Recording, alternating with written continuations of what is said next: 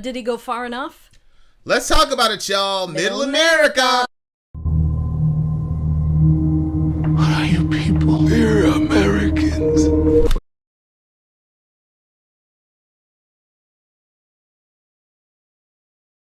should be able to see us now. We're Americans. Here we are. Shout out to everybody. I'm Vin. I'm Sori. And we are Middle America. We're not left. We're not right. We're just right. That's how it's supposed to go. But yes, well, it's hard to remember. It's actually not that hard to remember. I'm still trying to get the handshake down. Not at all. Okay. Okay, so it's come to my attention that the big homie Kyle Kulinski has just shot another video, and according to Middle American Bricktown Media, it seemed like it was sort of a mea culpa type situation. So that should be very, very interesting. So we're going to be checking it out. I'm going to say this right off the bat. You could look at this situation as just, as Kyle famously put it, Hollywood drama, reality show BS, or whatever you want to call it. But actually, for me, this is a sort of watershed moment for progressives, and it displays the fact that this is a movement mostly run by millennials and Gen Zers, and we'll talk about that in a second. So, if you're new to the program, we're not progressives. Like I said in the previous program, like I'm not gonna sit here and pretend like I'm an insider. I'm an outsider. We're evangelical Christians, and so you know how politically that goes. We're slowly being converted to certain points of progressivism. Yeah. I'm currently in the midst of reading Marx and trying to figure out what's going on there, and really just trying to figure out where we are with a lot of things. And Jimmy resonates with us. We recently discovered Kyle Kulinski because of this whole jihad. I didn't know about him before. So you can see we're really, really not that savvy politically when it comes to progressives. We just did a review of the original Kulinski video. So here we go. Kyle Kulinski, what Jimmy, Dore, and Aaron Mate got right and wrong in criticizing me. So I just watched Aaron Mate. By the way, happy 4th of July, everyone. Hope Happy everybody 4th. was safe and nobody blew off any fingers or anything horrible like that. Okay, so here's Kulinski, and I'm told that this is a different one than the one we did before, although it looks exactly the same, but maybe that's just good branding. Let's go. And Jimmy Dore respond to my segment on their beef with TYT, and I have a lot to say about it. Now, again, let me say up front, there's nothing I want to do less than this segment. I don't want to do this segment at all. But now I feel like I'm in a position where I have to respond. So where there are areas where I think I'm wrong, I'm going to admit it, and I'm going to own up to it, and I'm going to correct the record, and I'm going to apologize. And there are some of those areas. There's 2 areas where I think I'm wrong, and I think Jimmy is owed an apology. There's also a number of areas where I think they're wrong or completely misinterpreting something that happened. So let's dive into all of it. We're going to break it all down. Hopefully this is the last thing I have to say about it, but we'll see. For all we know, we could be responding video to video from now until the end of time. So let's go ahead and start. Take a look at this first clip. Okay, so right out the gate, when I first saw this, and Bricktown first messaged this to me, I was like, oh my god. I wasn't really we've seen like the first 15 minutes of this, then we decided we're going to shoot a video on it. I was just watching it just to watch it, because I figured we had said everything we were going to say about it in the last Kulinski video. The reason we're actually doing this video, though, is what he just said. He said I was wrong and I owe Jimmy 2 apologies in certain areas. Yeah. That's huge. Because, for example, and this is how I introduced the show at the beginning, where I talked about, I was propagandizing the Iraq War, and I was wrong on certain aspects of Trump. And, it's hard for people to admit when they're wrong, especially in these forums. So kudos to Kyle right out the gate for saying, hey, I was wrong here. Now, the most cynical aspect of your nature could say, or in my nature could say, well, he's getting murdered and he doesn't want to get TYT by Jimmy. He has to say something. So he's got to say something. Yeah. So that's the most cynical side of it. But at the same time, Anna and Cenk are being murdered way more than Kyle, and they're not coming out and apologizing. So that's a really, really good sign. To me, after Bernie Sanders is a real problem here. He's the real problem here, and I'll talk about that in a second. But kudos to Kyle. Good job showing some leadership there, big homie. So we continue. To be honest, Kyle said a lot of things in there that I was appreciative of him saying. So that was very nice. He said things like, of course, Jimmy's not a right-winger. Jimmy's not a grifter. Jimmy is a guy who's on the left and criticizes the Democrats from those. So that was super helpful that he said all that. And I also, I think yesterday I said it too on the show that I was super grateful to Kyle for his support of Force the Vote. He was the most eloquent defender of Force the Vote. And I was really happy about that. I was really grateful. All right, so... And, there's Jimmy. Very, very emotional guy. Very emotional guy. And so I think one of the things that Jimmy doesn't understand is that he himself is now a political issue. Mm-hmm. But he's still in his body saying, I'm Jimmy Dore. Mm-hmm. But he doesn't realize that I don't think Jimmy understood the magnitude of what he himself did with Force the Vote. After Force the Vote, I would... Jimmy's in another category now. Mm-hmm. Like, he has separated himself from literally the TYTs, the Crystal Balls, all those people that we love and all the rest of it. He's the first one that converted the YouTube capital into actual political power. Exactly. Of these talking head pundits that we are a very, very, very, very, very infinitesimal small part.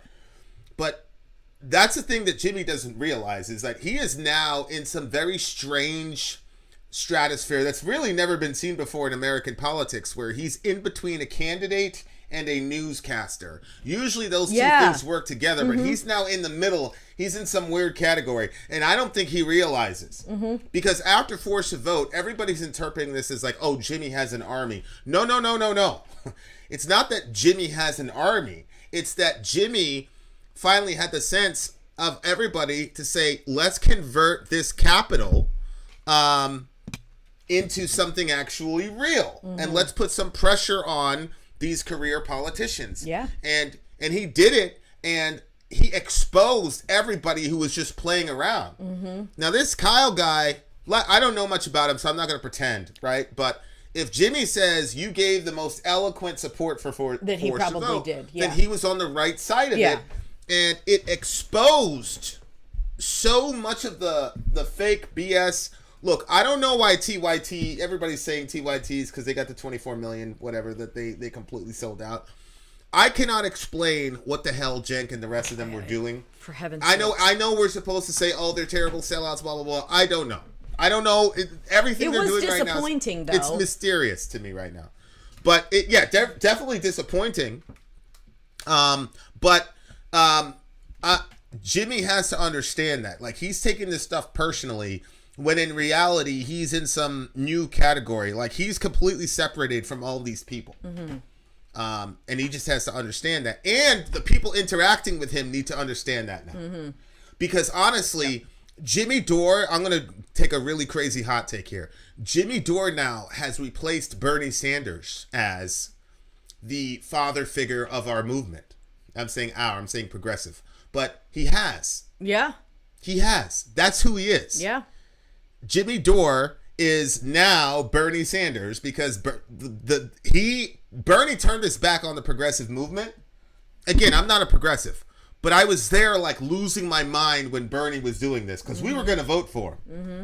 Would you agree with that? Still in 2020, we were going to vote for him. We didn't agree with all of his policies, but there there were some that just, it made us say, you know what, that right there is going to save a lot of people. Yep. When we're talking about medical stuff, it's Yep. going to save a lot of people, and there's so many lives being lost that was, for me, that turned the corner for me, where I was like, okay, you know what, I've always voted Republican because my parents taught me to vote Republican and their father taught them to vote, you know what I mean? It's been this big line. People were saying if you don't vote for Biden, you're not a Christian. Like that guy was saying that Lecrae is no longer a Christian because he wasn't a Trump supporter. I mean, Trump. You said Biden. No, I'm saying he said he was going to vote for Biden, and so the guy said he wasn't a Christian unless he voted for Trump. Yeah. Yeah. Ridiculous. So yeah, that's where we're at. Okay. Couple things here. First of all, thank you, Jimmy. My response is the same thing I said previously. I think you're a totally honest actor. I know you believe every single word you say. I know you're super passionate. I wouldn't doubt your integrity for a second. I think that the criticisms are absurd when people say you're a right-winger or you're a grifter or whatever. Yeah, but people aren't saying that, big bro. The only people who are saying that literally are Anna Kasparian and Cenk. And sometimes, a grifter is somebody that pretends that they're about something because it's getting them money. Oh my God. This is a person who engages in petty or small scale swindling.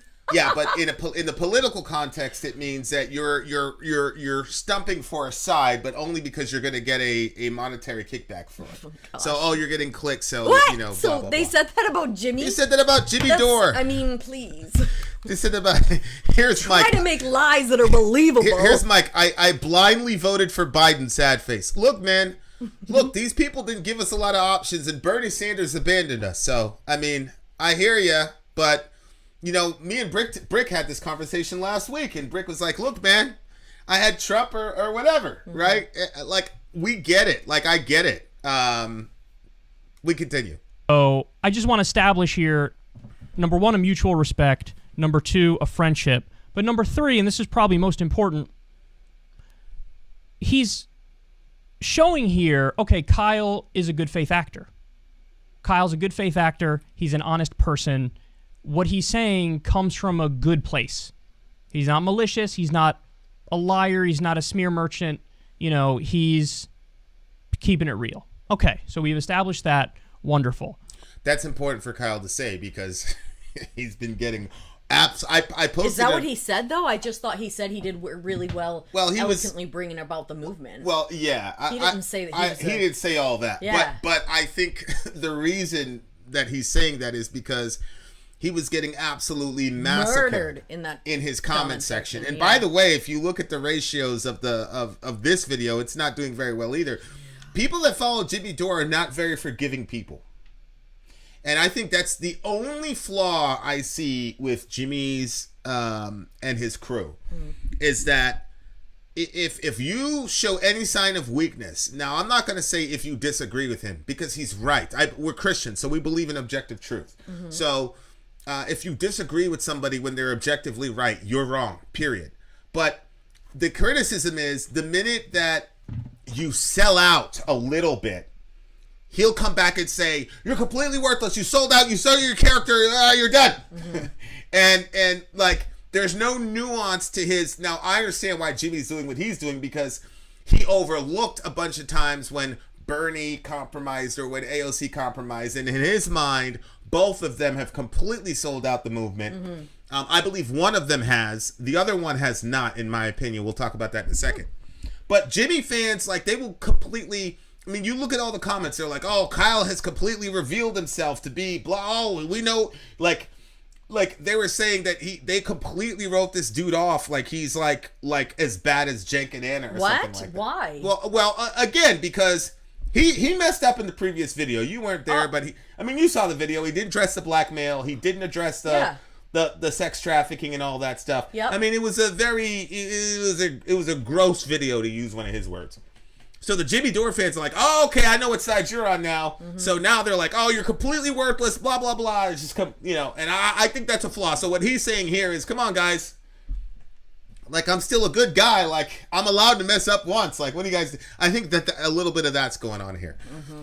This is a guy who, of his own admission, is an introvert, doesn't like conflict, and these are all of his friends, and you just have to understand that. Yeah. And so that's why I said the previous video, you have to look at this lens through the personal and through the political. Mm-hmm. If I look at his first video through the personal lens, I completely understand. I completely get why I did it. If you look at it through a political lens, it was horrible. Mm-hmm.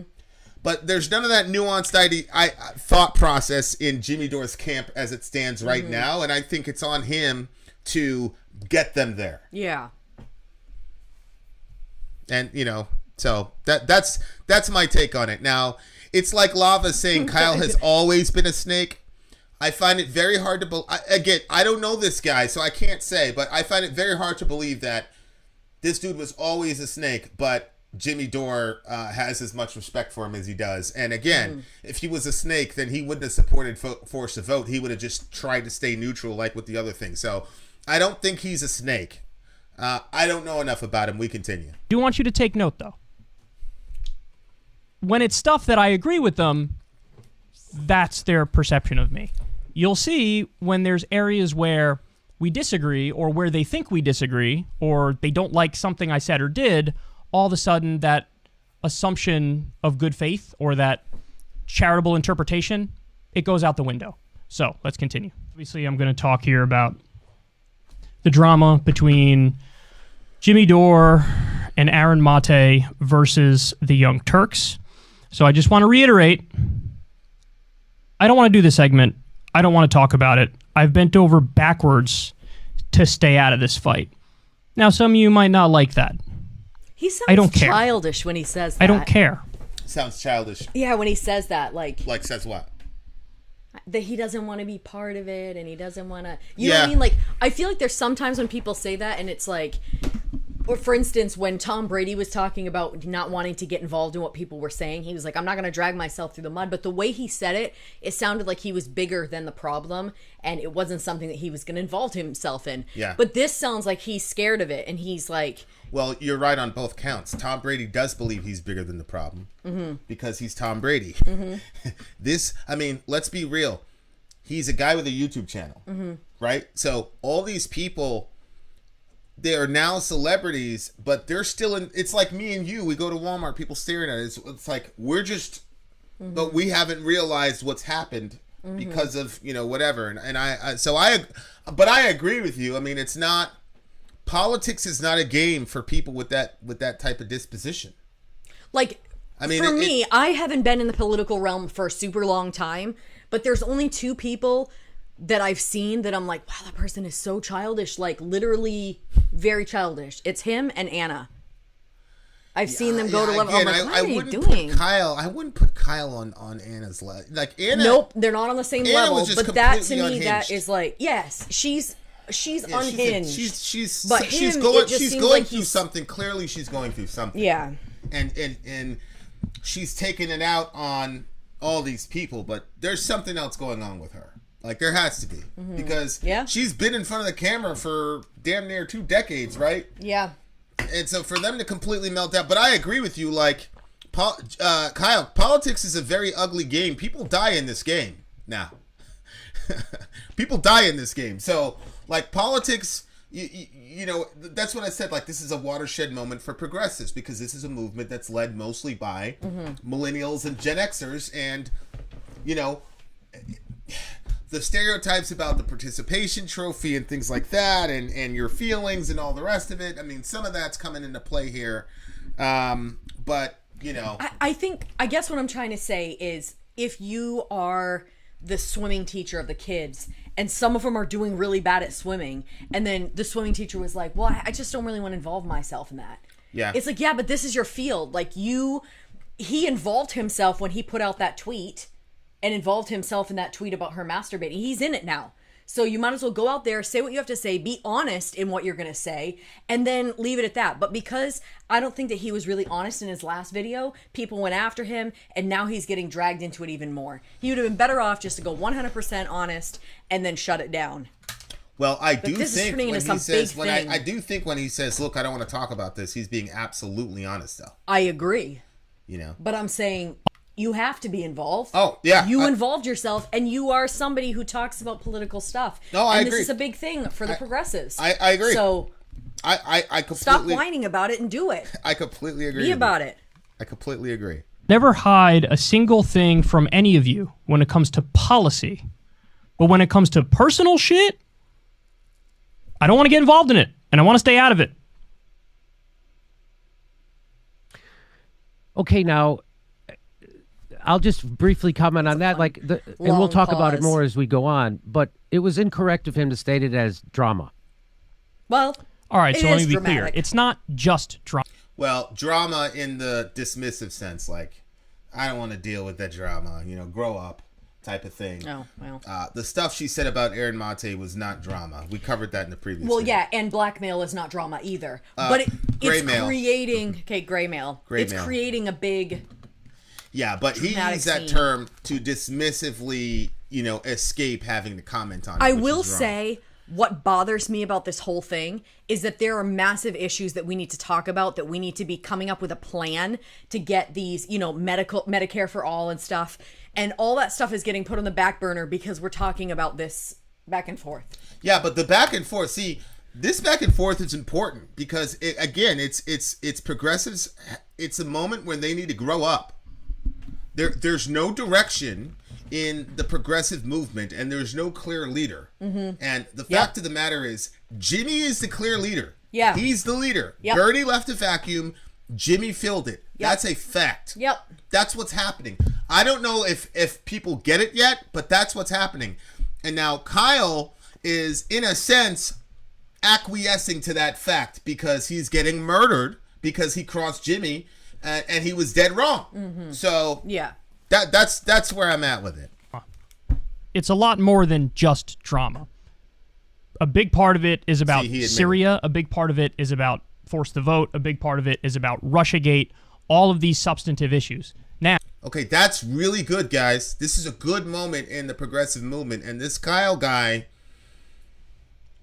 look, even if he's apologizing just to cover himself, which there's probably some selfishness involved here, it's still better than nothing. Yeah, yeah. He's acknowledging it, and that's good. Mm-hmm.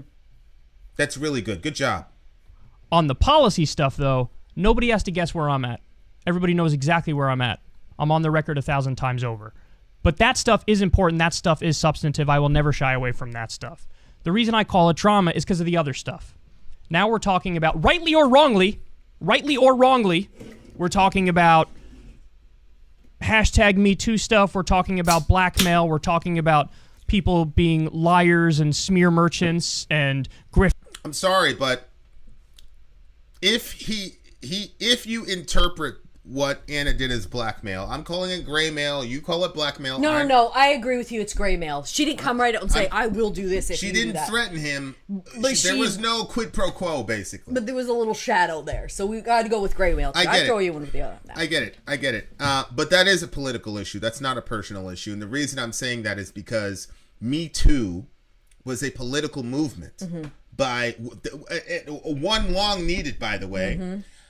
But the problem is we have seen in our zeitgeist the misuse of Me Too for political reasons. The most obvious one being the Kavanaugh situation, where you literally had women who retracted at the federal level their accusations because they said it was a political strategy, and the other one says I was angry. That's and neither one of those women served jail time. They should have.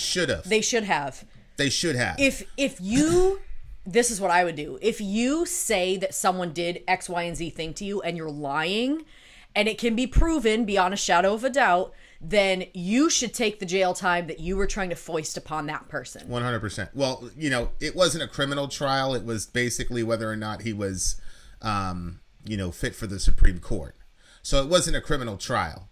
And he could have sued her in civil court. He could have sued her in civil court. But the point is, false Me Too accusations are not just personal drama. And it's really so frustrating. Even in this context, Kyle, it's not personal drama because she was weaponizing that against him because of the obvious political beating that he was giving her. So I disagree. Even that is not drama, but I get it. There are so many women that have been through stuff. The Me Too movement was really great to bring stuff to the forefront and make people aware that their garbage could be brought out into the light. And so it was a very, very, very good thing and an awesome step for women. And then to have women, I feel like, betraying us, betraying the rest of us, that's very, very troublesome to me. It's like, how are you going to betray us and make it so that way that movement has less fire to it? Because all along, that's always what's said. When a girl comes out and says that something happened to her, people say, what was she wearing? Was she at a party? There's all these things. And now you're adding, well, she could be lying, but that girl with Kavanaugh, it's just, wow, you were not thinking about women when you did that. Yeah. And JG1982 says, thanks for the super chat, big homie. Jimmy's the main dude now, but Chris Hedges is more so the main holder of progressive ideas. Chris Hedges happens to be a Christian too. Good show. We'll have to look at Chris Hedges. Like we said, we're completely ignorant about this stuff, but thank you. Mike V says, I don't think you can call Jimmy the leader of the progressives when he's done nothing to get a single piece of progressive legislation passed. Well, Mike... He was well on his way. Well, yeah, to Sori's point, we could push back and say, well, if Cenk and AOC would not have sabotaged the force of vote, we would have gotten a $15 minimum wage. I think that's realistic. I don't know about Medicare for all, but I definitely think a $15 minimum wage would have been pretty helpful. Don't you? And right-wingers and corrupt and every negative thing you can think of. When it gets that personal and people are going after integrity and motivations, yes, I'm a lot more hesitant to step in there because in order for me to comment on that stuff, man, there's so much stuff to unpack. It's hard to unpack everything. It's hard to get back to the root. It's hard to comment on every nook and cranny. So the easier thing is, hey, let me just stay out. I'll stick to the policy stuff, and you guys can handle all that other stuff. Okay, continue. I don't agree with that. Yeah, you took the easy route on that one. Shout out to Josh Morris. You took the easy route on that one, but you can't get away with that, bro. Because as I said, if you believe that Anna blackmailed or graymailed him, then she used Me Too, which was a political movement, to stifle the voice of a political actor. That's not personal. That is absolutely political. That affects all of us. That is absolutely political. And if it can happen to a guy like Jimmy Dore, it can happen to anyone. Because as I said, I saw the video where Anna was saying, "Hey, I don't have that much weight on me. What do you think?" And Jimmy was looking away like that. So if that could happen to Jimmy, it can happen to anyone. Because he's the only one that didn't participate in the pornification of TYT, because we know that Kyle did. Right. And I understand why he did it. That was the environment they created, and Anna was the main one pornifying that show. So I get it, but I'm not with you on the blackmail thing is political. I mean, personal. I'm not with you on that one, buddy. On that. She said that. It was fucked up. But as soon as I read that tweet, I said, uh-oh, here we go. This shit is about to get nuclear, because Jimmy Dore has one gear, and that gear is nuclear. Okay, and, well, let me just show this. So he makes it, I don't get it. It makes it sound like that's a negative. First of all, he shows a bunch of videos where I'm completely level-headed and arguing in good faith for the Young Turks, but which kind of undermines what he just said, that I only have one speed. But here, I don't mind people saying that. That's actually, I take it as a compliment, because we need people on the left who are going to go nuclear, because they won't even go conventional. They won't even do anything. So they're doing nothing. So people want someone to go nuclear. But I always thought that was a good thing. I thought Kyle agreed with that, because when he was on Joe Rogan, this is what they said. You know what's been amazing? Jimmy Dore. Jimmy Dore's fucking podcaster. He's a good friend of mine. I love Jimmy Dore. He's calling everybody out. Everybody on the left, everybody on the right. Breathes fire. He really does. He breathes fire. He doesn't give a fuck. He goes hard. He was doing this. Okay, so again, this is probably the first example of him misinterpreting intent on my part. When I said Jimmy Dore has one gear and it's nuclear, I'm not saying that in that instance with a negative or a positive connotation. It certainly I'm saying sounded it just as an positive. objective descriptor. Now, ultimately, in my opinion, he's right. When it comes to politics, nuclear. Go nuclear. I mean, are we referencing that Joe Rogan clip? And he's saying it was neither positive nor negative? No. In his initial response video, he says Jimmy only he when Anna put that nonsense out on Facebook, he said, I'm out of this because Jimmy's gonna get at her and he's only got one button and it's nuclear. Okay. All day long. We need politicians and we need media figures who are willing to go nuclear because, like he says, nobody's willing to go nuclear, and he's right about that. So when it comes to politics and the national debate, nuclear all day long, I love it, and that's what Jimmy does. However, when it comes to private matters, personal matters, dealing with friends and family, nuclear is not as preferable, and you shouldn't go to it nearly as much. I agree with that. I agree. The issue is the Anna thing wasn't a private, personal thing, though, for reasons I just explained. It's not true, to be fair and to be clear. He has shown restraint at various times, but yes, one of the criticisms is, and I think you'll see this throughout the course of the video here, he misinterprets a number of things, and then he does end up going nuclear, perhaps inadvertently, but he ends up going nuclear on me when we've already established that, hold on, I'm a good faith actor and I mean well and my criticisms are coming from a place of good faith, but then you end up going nuclear on me. So, yes, the nuclear nature that's good at the political level might not be as beneficial at the friendship level or at the personal level. Continue.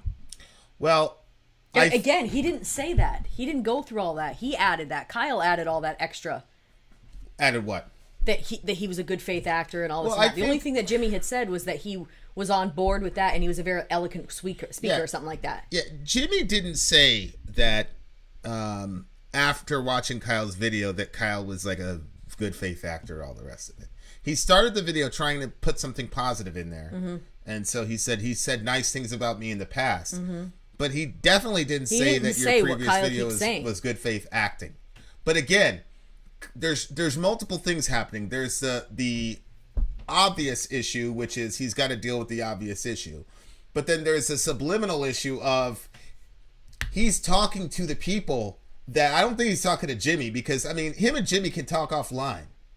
He has to shoot a video because he also is saying to Jimmy Dore fans, hey, put down the guns here. I'm a good guy. Jimmy likes me. I'm not TYT. And if he didn't shoot this video, that's what would happen. They'd say, okay, we know who you are, bro. You sold out. So I think he's trying to you know? Yeah. And it's tough for him. Crystal and I were planning to have Jimmy on Crystal, Kyle, and Friends one day. We were planning to have Jank on Crystal, Kyle, and Friends one day. And then as we watched this, we decided, you know what? We don't want to have either one of them on right now, because then we would be responsible for getting in the middle of this absolute mess. And we would have to ask really uncomfortable questions that are really personal in nature. And I don't want to have anything to do with some personal shit. That's not true. Nothing at all. I care about policy. I don't care about personal shit. When I said there, listen, if he comes on Crystal, Kyle, and Friends, I'm obligated. I have a responsibility to ask questions about this. Now, I'm going to ask questions not that I think are unfair, not that I think feed into the smear or validate the smear. I would ask a question like, hey, when they threatened you, when Anna threatened you, when she effectively blackmailed you. Okay. He he put an adjective over blackmail, but I mean, he's obviously uncomfortable with coming out and saying that Anna blackmailed him. But this is pretty much the end of him and TYT as far as I've seen their behavior. Yeah. Now, I would say if they're wise, they better be nice to this guy, because it looks to me like this guy, he's on his stuff. This guy looks buttoned up. He's different. He's smart. He's articulate. He's a good-looking guy. TYT would be dumb if they cut bait with this guy. Because if there's anything that could save their show, it would be this guy, right? Because I don't know. I really feel like their show is done. I think the way that she was melting down, the things that she said, literally, I think the only thing that could save them is if Jank gets rid of Anna. and put somebody else in her spot. They would have to do what this guy's doing right now, and they're too prideful to do it. But this guy, it appears to me, yeah, there's self-interest, but it looks like this guy really cares about the movement and wants to put the movement above himself. This is a hard thing to do for these people. They're extremely prideful. I mean, who is it? Yeah, I mean, I would be so embarrassed if I was them. The only thing in my mind that can save TYT is a full and explicit mea culpa. Shoot a show, Jenk. It's very simple. Shoot a show, Jenk. I don't believe Anna's gonna do it. All the shit you guys did, the pornification, the sex trafficking, all the horrible things you did. You know, Britney. Remember, Britney had her meltdown. Yeah. Apparently, there was something where because I remember that period. There was that thing where people were getting crotch shots at Britney, and she counted that as one of the things that fucked her up. Oh, that's sad. So you have got to get in front of this because people are pissed off. Like the Britney thing is that I'm most upset about that, which goes against my own principles because there's bigger issues like Syria and things like that. But you understand because of the work that we did and things like that. That's the most upsetting to me. But TYT has the support of YouTube, which Google owns YouTube. I mean, they're giants, they're monsters. TYT, when I say TYT is done, I don't think they're ever going to be done as in bankrupt, their show is going to be over because YouTube's always going to prioritize them. And there's literally a billion people that use YouTube. So they're never going away. But as far as they're going to end up like the YouTube version of the MSNBC, where you have these people and Anna is going to be like Rachel Maddow, like as far as leftists go and as far as progressives go, when I say TYT is over, that's what I'm talking about. Like from what I've seen from the progressive movement, again, we're outsiders. It just looks to me like those guys have crossed a line with progressives where they can't. I don't think they can recover. Yeah.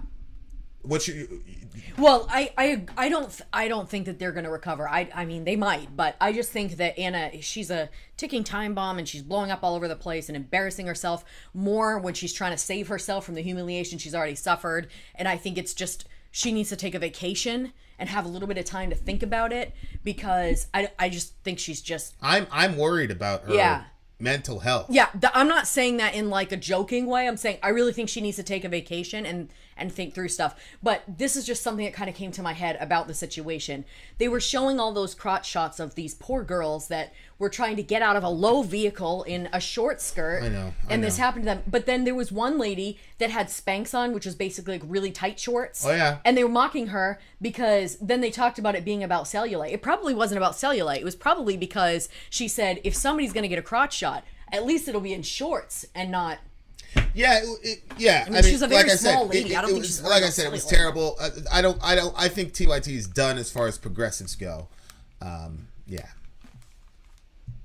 And you were swatting aside the allegations. It was an unfair situation. But in retrospect, do you feel like you worded everything right? Or would you sort of change the way you did it because you did go a little too far, talk about she's dressing inappropriately and effectively slut-shamed her?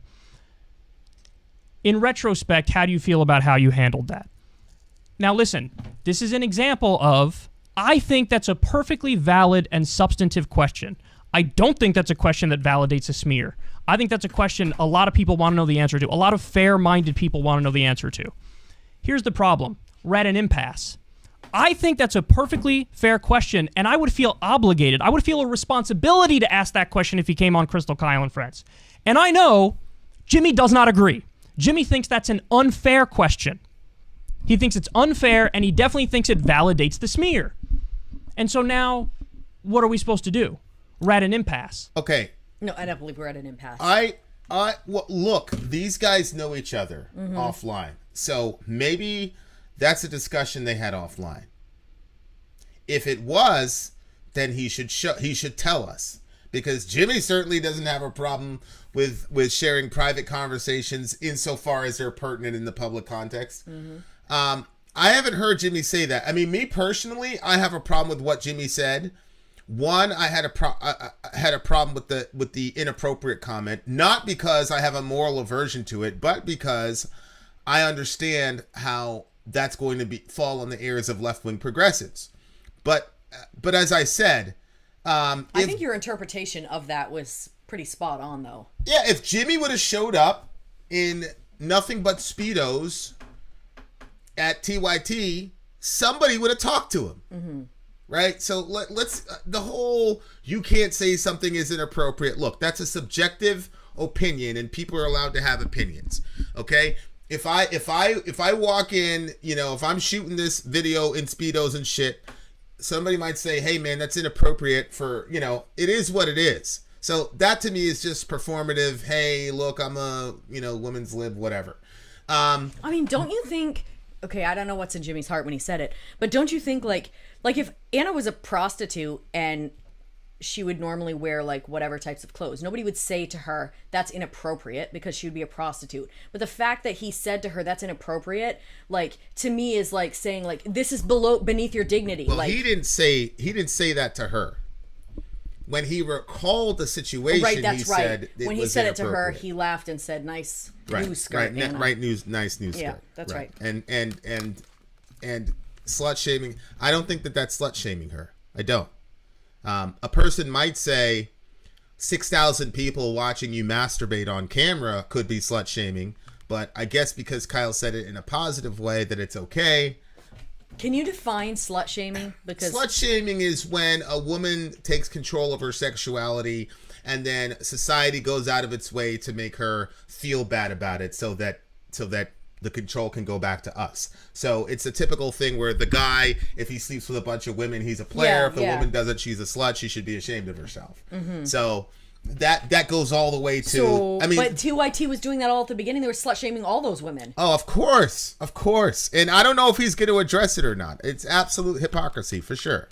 But so I never agreed with all the outrage and the pearl clutching because he used the word inappropriate. That's ridiculous. Well, all of us have standards of propriety. Yeah, and like you said, I mean, Jimmy is part of the progressive movement, but he's clearly older. So there's a different Correct. understanding that his age Correct. bracket had over and against our age bracket. Correct. I agree with that.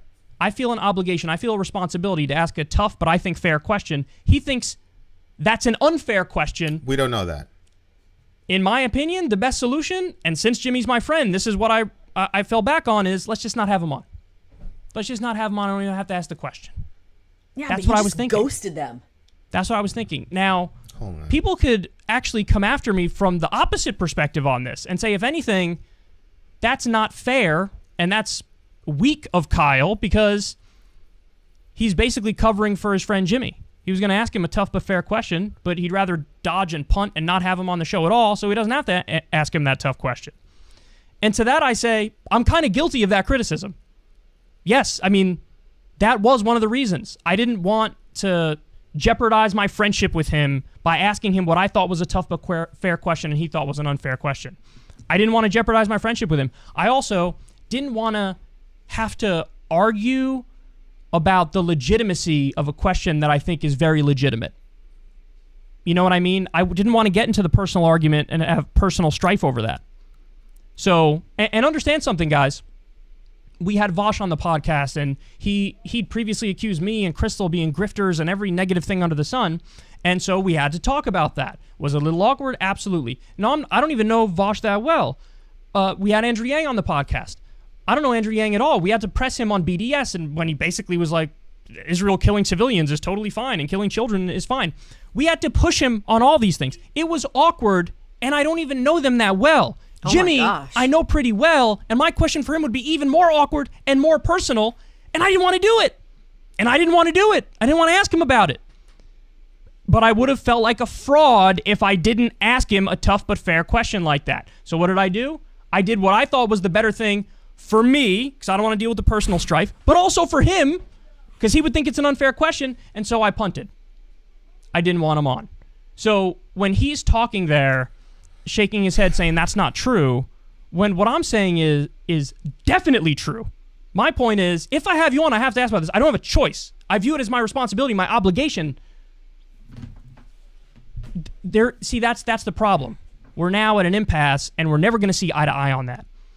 And so, even though I agree with Jimmy completely that effectively he was blackmailed, he was threatened, and it's unfair. And he has every right to swat aside those allegations, and I'm happy he did, and he should do that. But the way he did it went a little overboard, and he was slut-shaming Anna. I'm sorry, I think that's a fact, even though Jimmy's my friend. And so I would have had to ask him a question on that. He's shaking his head like, no. In other words, Jimmy wanted to come on the podcast and also just not have me ask anything about that. Or if I did ask anything about that, frame it 100% from his perspective. Well, Jimmy, I got bad news for you, man. In this whole debate and argument, I'm probably 85 or 90% with you, and I'm only 10% or 15% with TYT. But I'm going to have to ask the questions for that 10 or 15% because that's me being intellectually honest, and I can't not be intellectually honest. Okay, let's continue. Well, it did sound like they had a previous conversation, though, didn't it? Well, a couple things. One, he didn't have Jimmy on because he's going to have to ask him that tough question. He didn't want to compromise the relationship. At the end of the first video he shot, he said, "I don't want anything to do with any of you people." Right? Like, and then he talked about how he wanted to beat up Jimmy because Jimmy had the audacity to use the word inappropriate. Saying something is inappropriate for The Office is not slut shaming. I'm sorry. That's untrue. And this is something progressives just, we've got to, again, I'm an outsider, but this is nonsense. And again, the emphasis now on Jimmy. Yeah, but is he saying it was slut shaming because of what he said, or when he gave the explanation later and got into all the detail of it? Is that what he was saying was slut shaming? Because I feel like that was first and foremost when he went explicitly and talked about her body part that was revealed. That was my problem. Mm-hmm. That was my problem. Mm-hmm. Protect her dignity, even if she's an enemy of yours. I felt like he told that story a multitude of times, including she showed her blah, blah, blah. Yeah. And you'll notice after the backlash, he left out that detail. Yeah. So my problem was, why include that detail and keep talking about it over and over again? Mm-hmm. Just say she was, whatever, had a wardrobe malfunction. I made a quick comment. It was nothing like what Kyle said about her masturbating in front of 6,000 people. Mm-hmm. It wasn't like Cenk when he commented on her bum. Mm-hmm. It wasn't that bad, but I still shouldn't have done it, blah, blah, blah. That's what I would have loved to have seen. But Kyle is talking like, I'd had to have Jimmy and we'd had to have this hard conversation. Wait a second, Kyle, you also said that you were gonna have Cenk and Anna on your show the previous day. So why don't you talk about, hey, why did you graymail or blackmail this guy? Why did you lie about Aaron Mate? Why did you post a doctored video about Aaron Mate? And then when you were told it was a doctored video and it was proven that it was a doctored video, you doubled down on it. Why did you do that? See, if he would have said, I would have had to ask both of you guys really tough questions, fine. But he made it sound like I would have had to ask Jimmy. But maybe he's going to get into them after. Jimmy's transgression is nothing. Because then you'd also, if you would have brought Anna on, you'd have had to say, okay, you're upset that he made a comment about how you dressed. How do you reconcile that with the fact that you were the main one who was taking cross shots of these girls, 100%. One of which sent one of them into a mental crisis? Yeah, that's not right. Why didn't you talk about that too then, Kyle? Because you were going to have both of them on your show. 100%. 100%. He's talking like Jimmy committed like the most unforgivable sin. Wrong. He's allowed to have an opinion as to whether or not the thing is appropriate or not. Yeah, and it seems like you should start out with what's the biggest issue Correct. Here, and kind of work your way down. Correct. It's just not, and then say, well, I didn't do it because I didn't want to compromise our friendship because I love Jimmy. But then at the end of your previous video, you're like, man, fuck that guy. I'm gonna punch him in the. You know what I'm saying? Yeah. Oh, I'm gonna punch you in the face, and I never, come on, man. Come on. Come on. Then why not? And you recognize that the smear of me was. And then I gotta do this. I gotta do this because Glenn is right. He's saying he won't ask questions of his own side. You're in the media. Like, isn't the whole point of journalism that you're supposed to put these people in awkward situations? Mm-hmm. That's the entire point of journalism. Mm-hmm. There's this other group, they're called Vanguard. I don't agree with most of the stuff that these guys say, but one of the things that they said was really fascinating. They said they're coming up. They're coming up now, and they're starting to get some traction. Good. Subscribe to them, by the way, Vanguard. You just said that you don't like them that much. Yeah, just because I don't agree with somebody. I mean, look, if you're in the progressive space, Vanguard is going to be like exactly, in your wheelhouse. We're kind of like all over the place. But I mean, obviously I want you to stay with us, obviously, but we do believe in supporting other people. So shout out to those guys. But those guys said something really, really interesting. What'd they say? They said, we're never going to be friends with any of these people. They said, we'll talk to you or whatever, but we're not going to be friends with any of you because of this shit right here. It's smart, yeah. You're a journalist, bro. Yep. If they're your friends, all you do is say, look, I wouldn't do this for everybody, but we're going to talk about this, and that, so please be prepared to have an answer.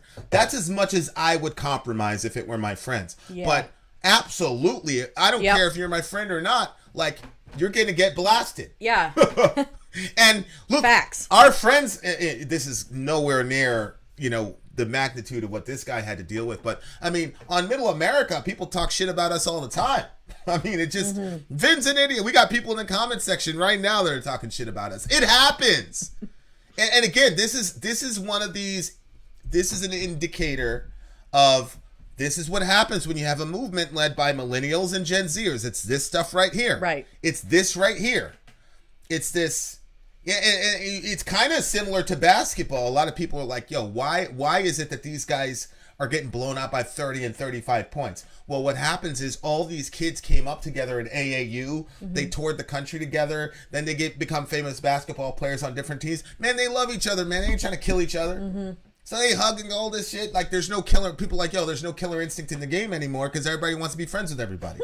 Can you imagine, like, Tom Brady saying, yeah, I didn't want to throw that touchdown because, that guy's my friend. Ridiculous. So it would have been awkward. Real, like, these dudes are trying to murder each other on the field. Like, bro, you're a journalist. Like, I understand you got friends, bro. I get it. You're a journalist, man. So, like, everybody's supposed to be, is supposed to get it when you're a journalist.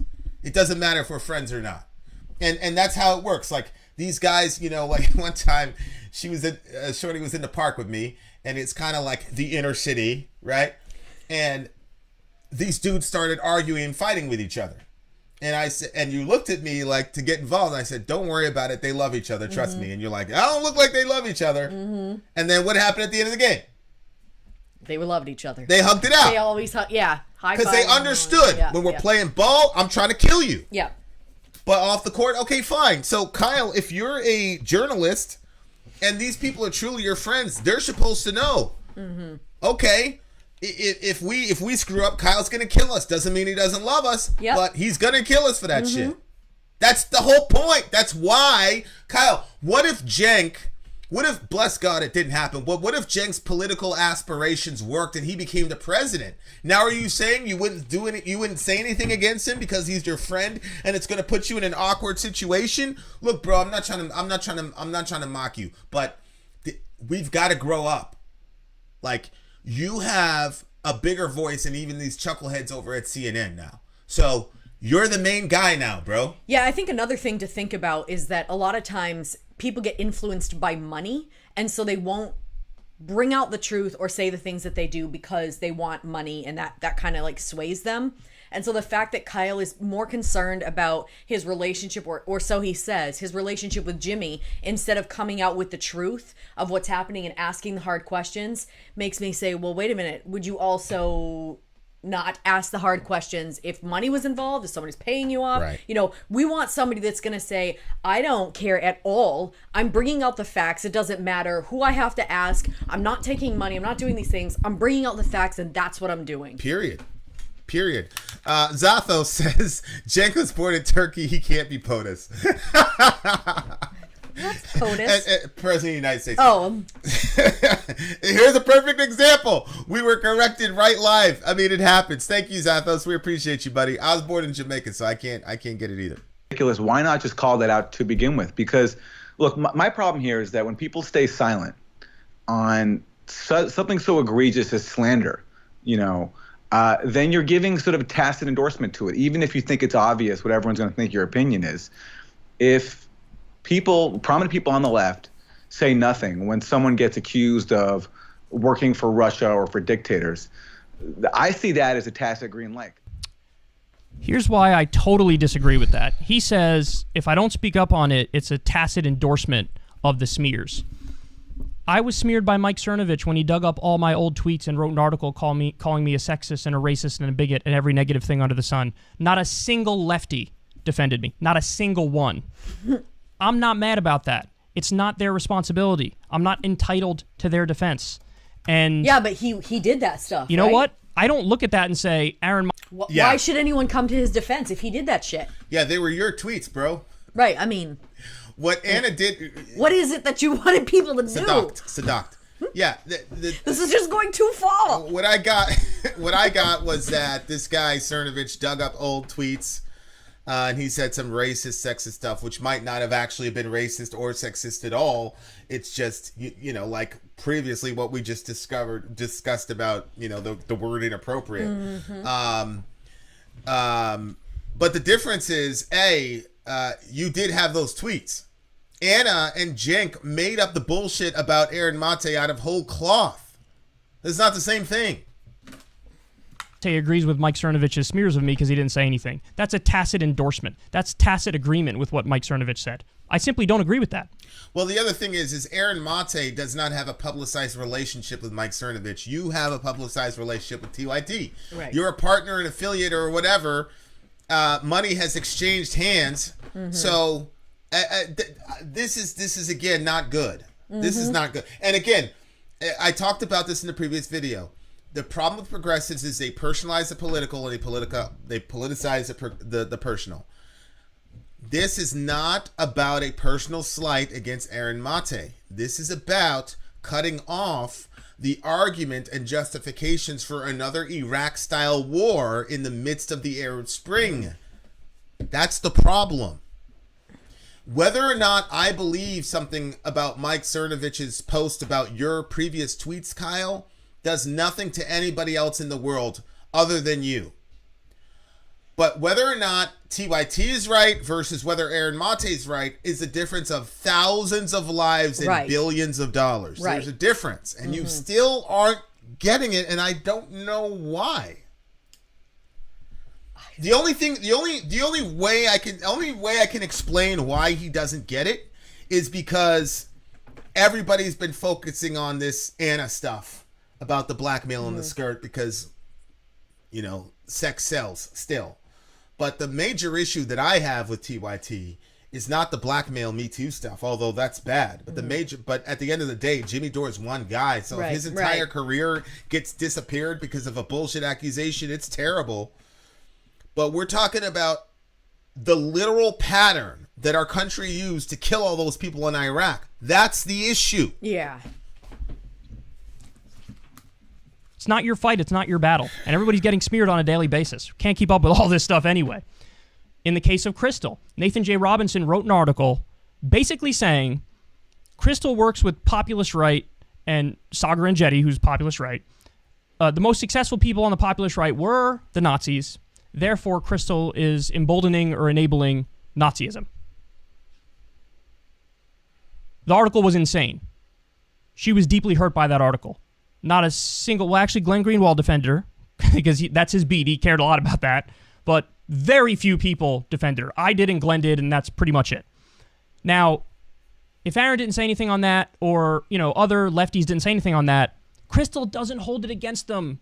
Aaron is not affiliated with the people that accused Crystal.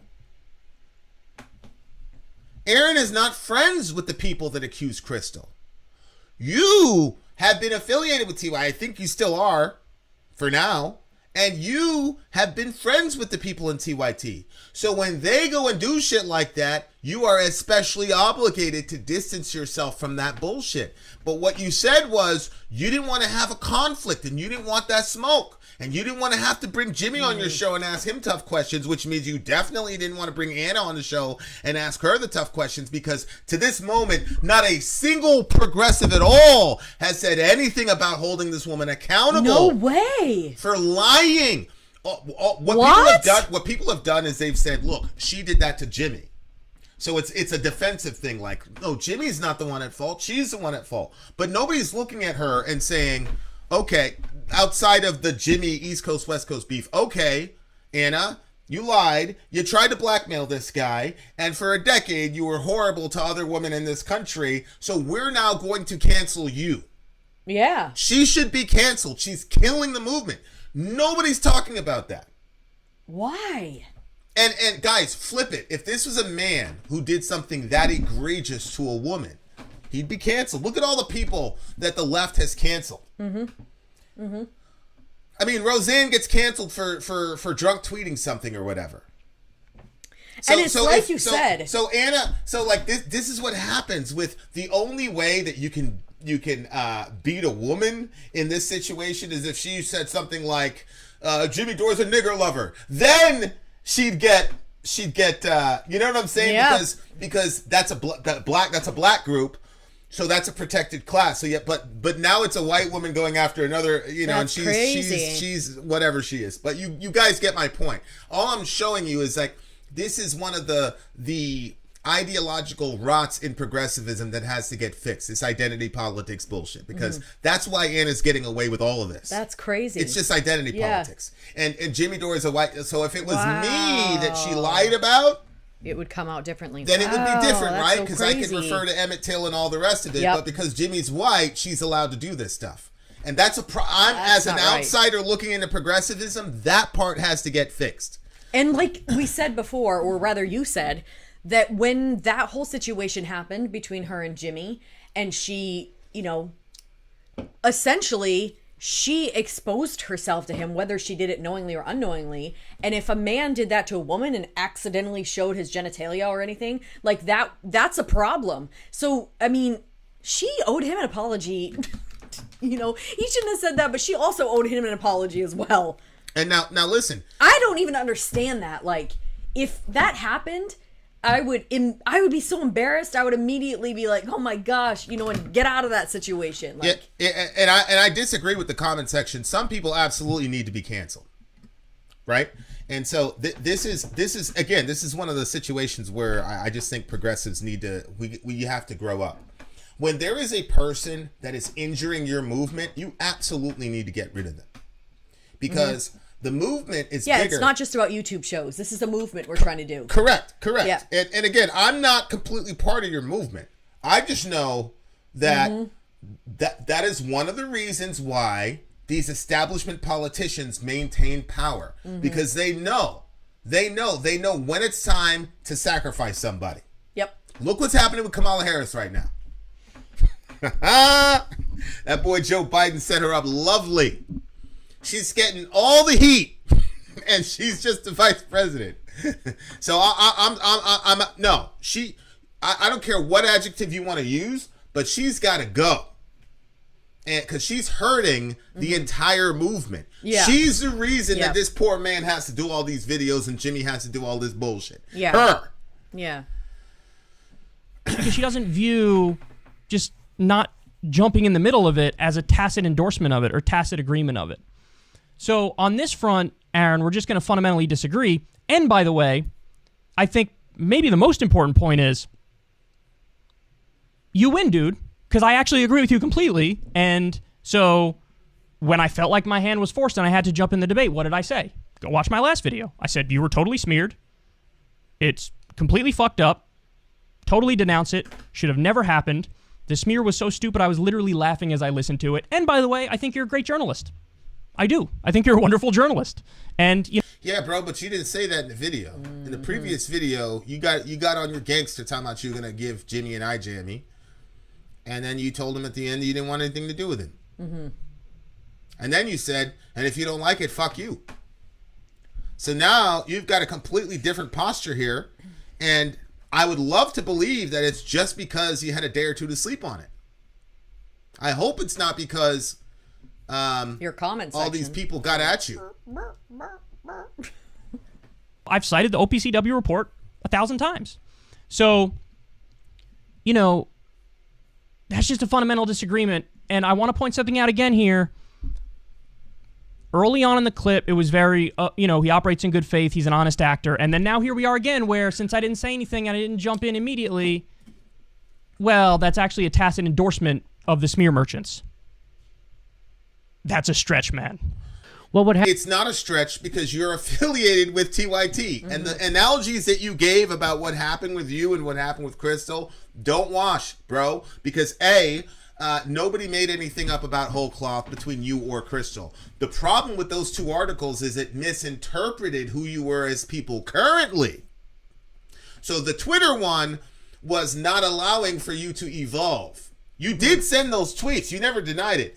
The problem is that they're not allowing you to evolve and change. Yeah. Same on the other side with Crystal. They interpreted an actual attempt at American bipartisanship, because there's a difference between politicians doing bipartisanship.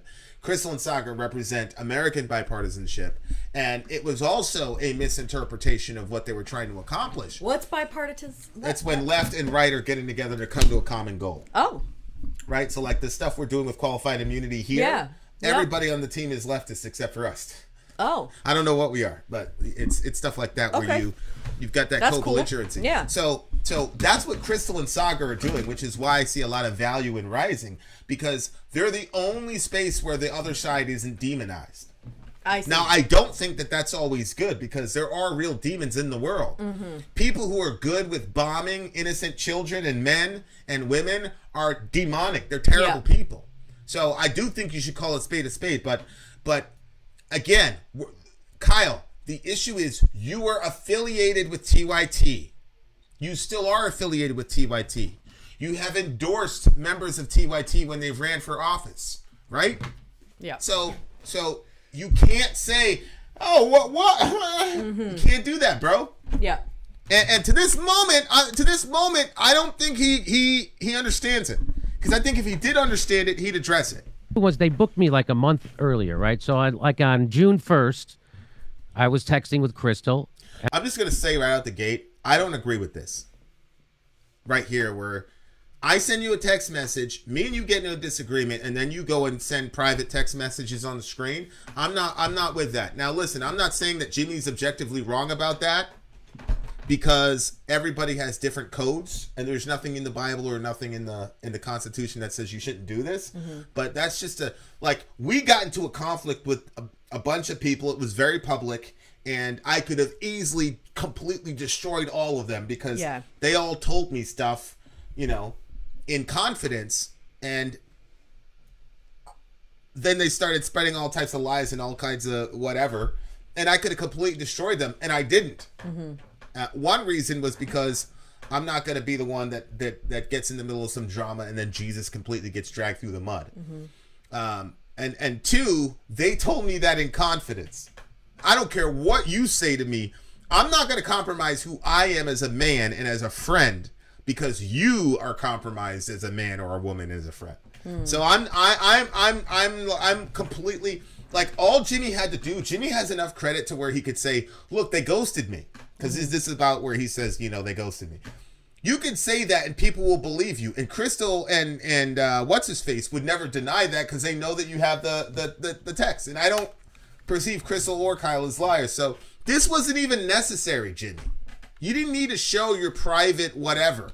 Because now everybody in your circumference is going to be like, well, wait a second. So if I get on the wrong side of Jimmy, he's going to post, whatever. That's just a personal thing. That really has nothing to do with anything. Said she asked me to tweet out their new show. She was like, "Hey, could you help promote our new show?" And I said, "Done." I did it. I helped promote their new show. And I said, "Looking forward to Kyle KKF. Kyle has not floated any dates to me yet." And she said, "All right, I'll bug him and thank you. You've always been so good to us, and I am truly grateful." And so you heard Kyle also refer to me on the Joe Rogan clip as his good friend. So the way they treated me after this was not like you would treat a friend or even an enemy. The way they treated me was unbelievably rude and unprofessional to the extreme. Okay, so he's hurt. That hurt his feelings, and I get it. This is where it gets upsetting because Jimmy is about to get into, he views a lot of the things that he's about to explain, he views a lot of them as like really terrible slights and like Crystal and I taking pot shots and being super rude, bordering on evil to him. And all I can say, and I'll break it down as we go along here, is he's reading too much into it. He's misinterpreting it. None of this had any malice or malintent whatsoever. We weren't slighting him even a little bit. And, you know, this is what I mean when I say he's got that nuclear gear and he's going nuclear. I mean, listen, he's showing private texts here. Yeah. I'm not going to make a big deal of it. He's going to show one of mine in a second as well. But I do think if the roles were reversed and I was showing his texts to me and without his approval, I do think he would view that as like inexcusable on its own. Listen, again, I think Jimmy means well. I think he's an honest guy. I think he's a very passionate guy. But I do think this is an area where he's just going to misinterpret and view a lot of things as slights that are not at all slights. Continue. I mean, I agree with that. I think that it's not a good look, and I hope people around him tell him to stop doing that. Mm-hmm. He's got enough credibility where if he said they ghosted me, he doesn't have to show that. Yeah, I agree with that. I agree with that. Yeah, we don't believe he's a liar. No. You know, TYT called him a liar, but none of us believe that. As a matter of fact, the minute Jake started calling him a liar, I said, oh, he must be a real truth teller. Right. Like, no disrespect to Jenk. I was, oh, okay, he must be a truth teller. If Jenk is saying that he's a liar. So you see that I have a date booked. So she gives me the date. I picked June 24th. So when June 44th comes around, I'm ready to go do this show. And I realize they haven't given me a link. They haven't, nothing. There's no text reminding me, no nothing. So we're supposed to go at 10 a.m. and at 5 to 10, I texted them both saying, hey, I have this on my calendar today. Are we still doing it? And they ghosted me. So they decided not to have me on the show, and they didn't tell me. They didn't send me an email the day ahead of time or even the day or whatever. Nothing. And they didn't respond to my text when I sent it to them. Rude. They just ghosted me. And then about 2.5 hours later, in the afternoon, so I was supposed to do it at 10 a.m., around 12:30, they sent me a text. And here's the text. Oh, no. And the reason why I bring this up is because Kyle brought it up. So now that's why I'm bringing this up. So I'm going to tell you. So here's my text. Are we doing a show today? My calendar says we are. And Kyle says, hey, Jimmy. So again, that was, at 2.5 hours later, after they ghosted me, he says, hey, Jimmy, we are trying to stay as far away from the war between you and Aaron and TYT as possible. On the policy, we agree much more with you, Russia, Syria, forced to vote, etc. We're disturbed by Anna's attacks on Aaron, but we also didn't like the way you talked about Anna's dress. What? The effing F? Are Ridiculous. you kidding me? That's my good friend? Yeah. Yeah, again, this whole emphasis on the dress and all the rest of it, this is where, again, your identity, leftist identity politics it's become cannibalistic now. And I think it's ridiculous. And it's something that if you guys don't grow out of that, you're not going anywhere. But listen, you're dynamic enough to convert people like us. And we're pretty, because, we're abolitionists. We're not even pro-life. We're like abolition. We're hardcore. We're abolish it altogether. What you would call extremists, but we're giving it a hearing because of people like Jimmy and this guy. If I'd have found this guy, he also looks like a compelling speaker as well. So, but this whole nonsense about all this emphasis on the dress is ridiculous. It's absolutely ridiculous, and it shows me that Anna read the zeitgeist properly. I was just gonna say that. Go ahead. I was gonna say she read it properly because she sent that text, and if you're saying people are not going after her in the way that I thought they should, and this whole thing is going this direction, then it's working for her. And I brought up that's crazy. I brought up Scottie Pippen, where Scottie Pippen said that Phil Jackson was a racist, and everybody jumped on him. But the people who jumped on him were all black. Stephen A. Smith jumped on him. Shannon Sharp jumped on him. I jumped on him. But every black voice who's woke, and these are all woke people. Shannon Sharp, they're all woke. They blasted Scottie. Because we knew what that was, and we knew we've got a valid movement here, and you're trying to co-opt it for your own personal gain. So he got blasted. I guarantee you, the next Scottie Pippen that tries that shit isn't going to, because we handle it ourselves. That's the level that's where they need to get to. Yep, 100%. But you can only do that if you have a unified, centralized focus. Again, I would have had to ask you about that, man. I didn't want to ask you about that. And I would have asked you, again, in what I view as a completely fair way. Yes, I think that they threatened you, and that's totally unfair and is totally unjust. You have every right to swat aside those allegations, and I'm glad you did. But when you did go overboard, and you did... Ridiculous. Let me pull that back. Guys, all you have to do... You asked Jimmy, he said, would you have said it any other way? Now, I believe that Jimmy would say, yeah, I'd have said that different. Yeah. But let's say he didn't. You know what you do, Kyle? You say, okay, well, I disagree with that. I think you crossed the line.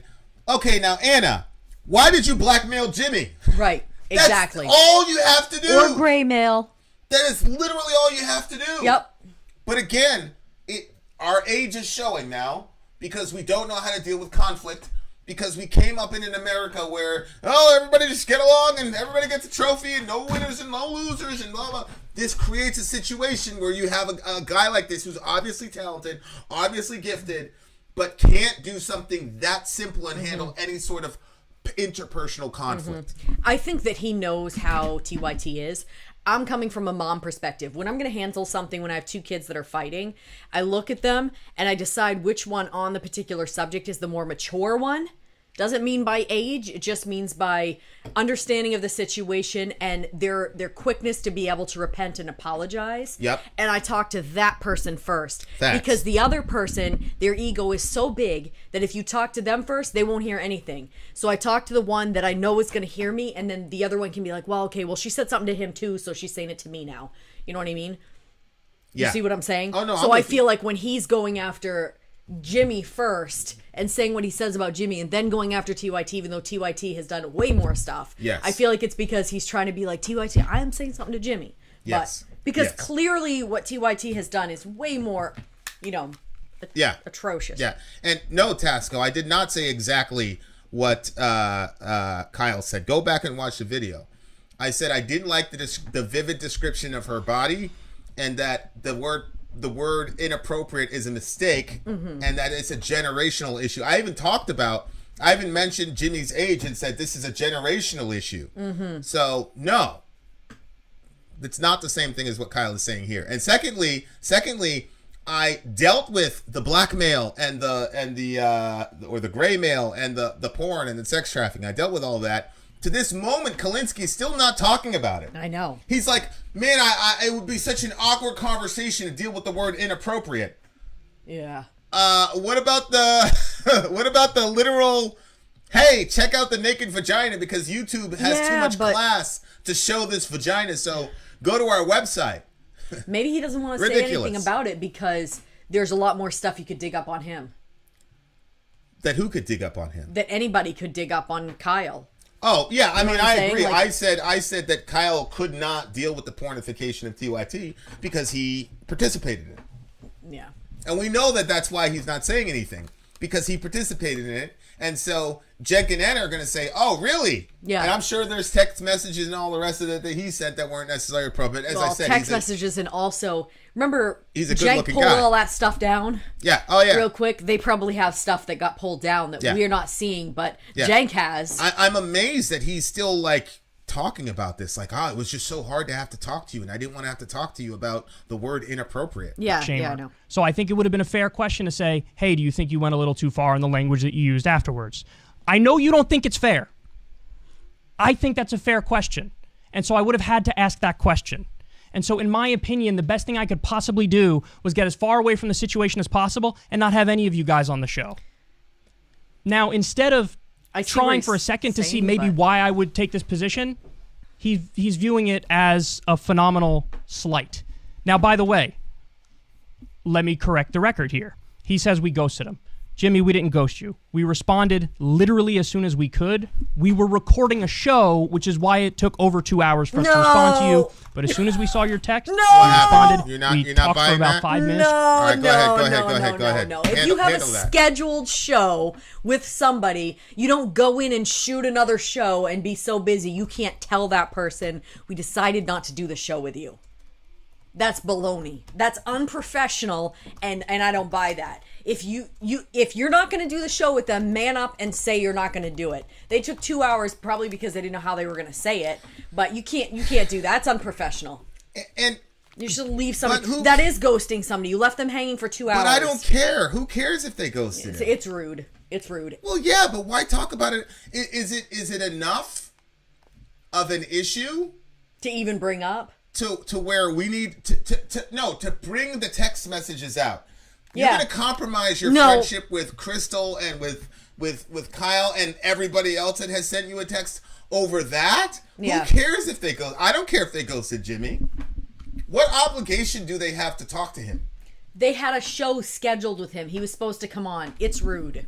Okay, but, it's rude. I mean, Who it's cares? not going to destroy the movement or something. So if you're going to say, hey, we've got 50 things to talk about, we're going to dwindle it down to the 10 that actually are important, that can actually affect the movement, fine. I'm with you. But it was rude.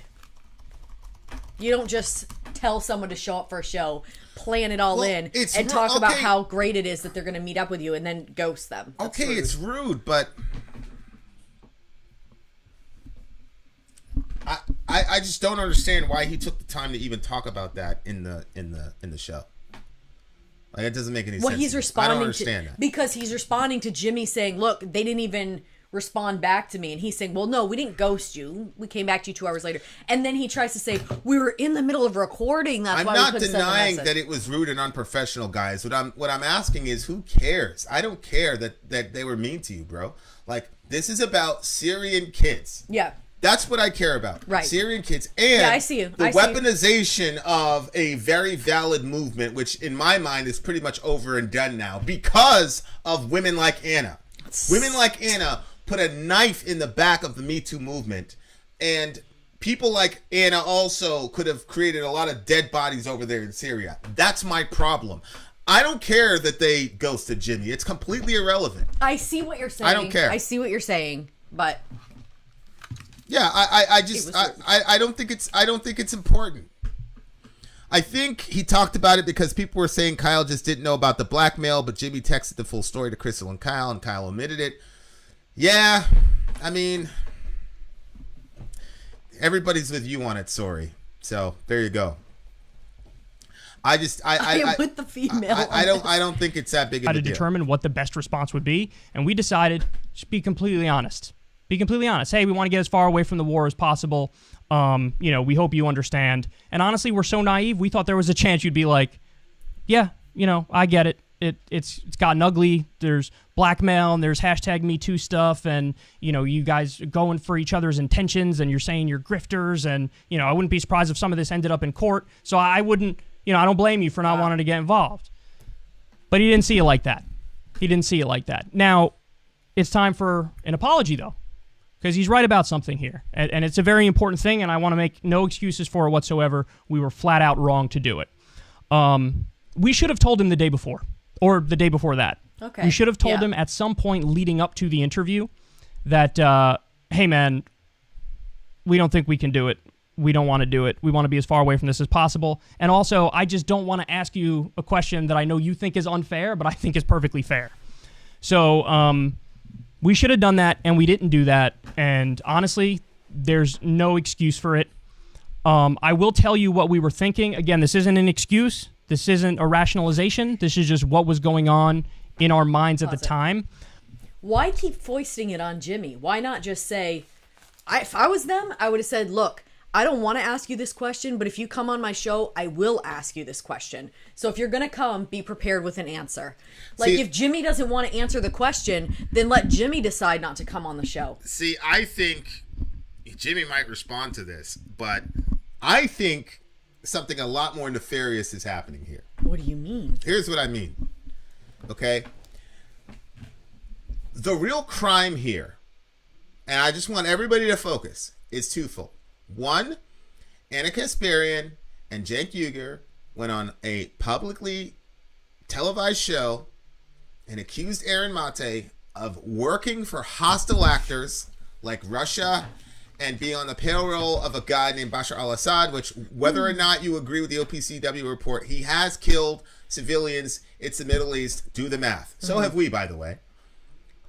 That's one issue. The second issue is that Anna Kasparian tried to weaponize a very valid movement for women against people in power which is rare in the history of human beings, when women finally have a platform to get some sort of justice, she took that and bastardized it. That's a second problem. Those are the two issues.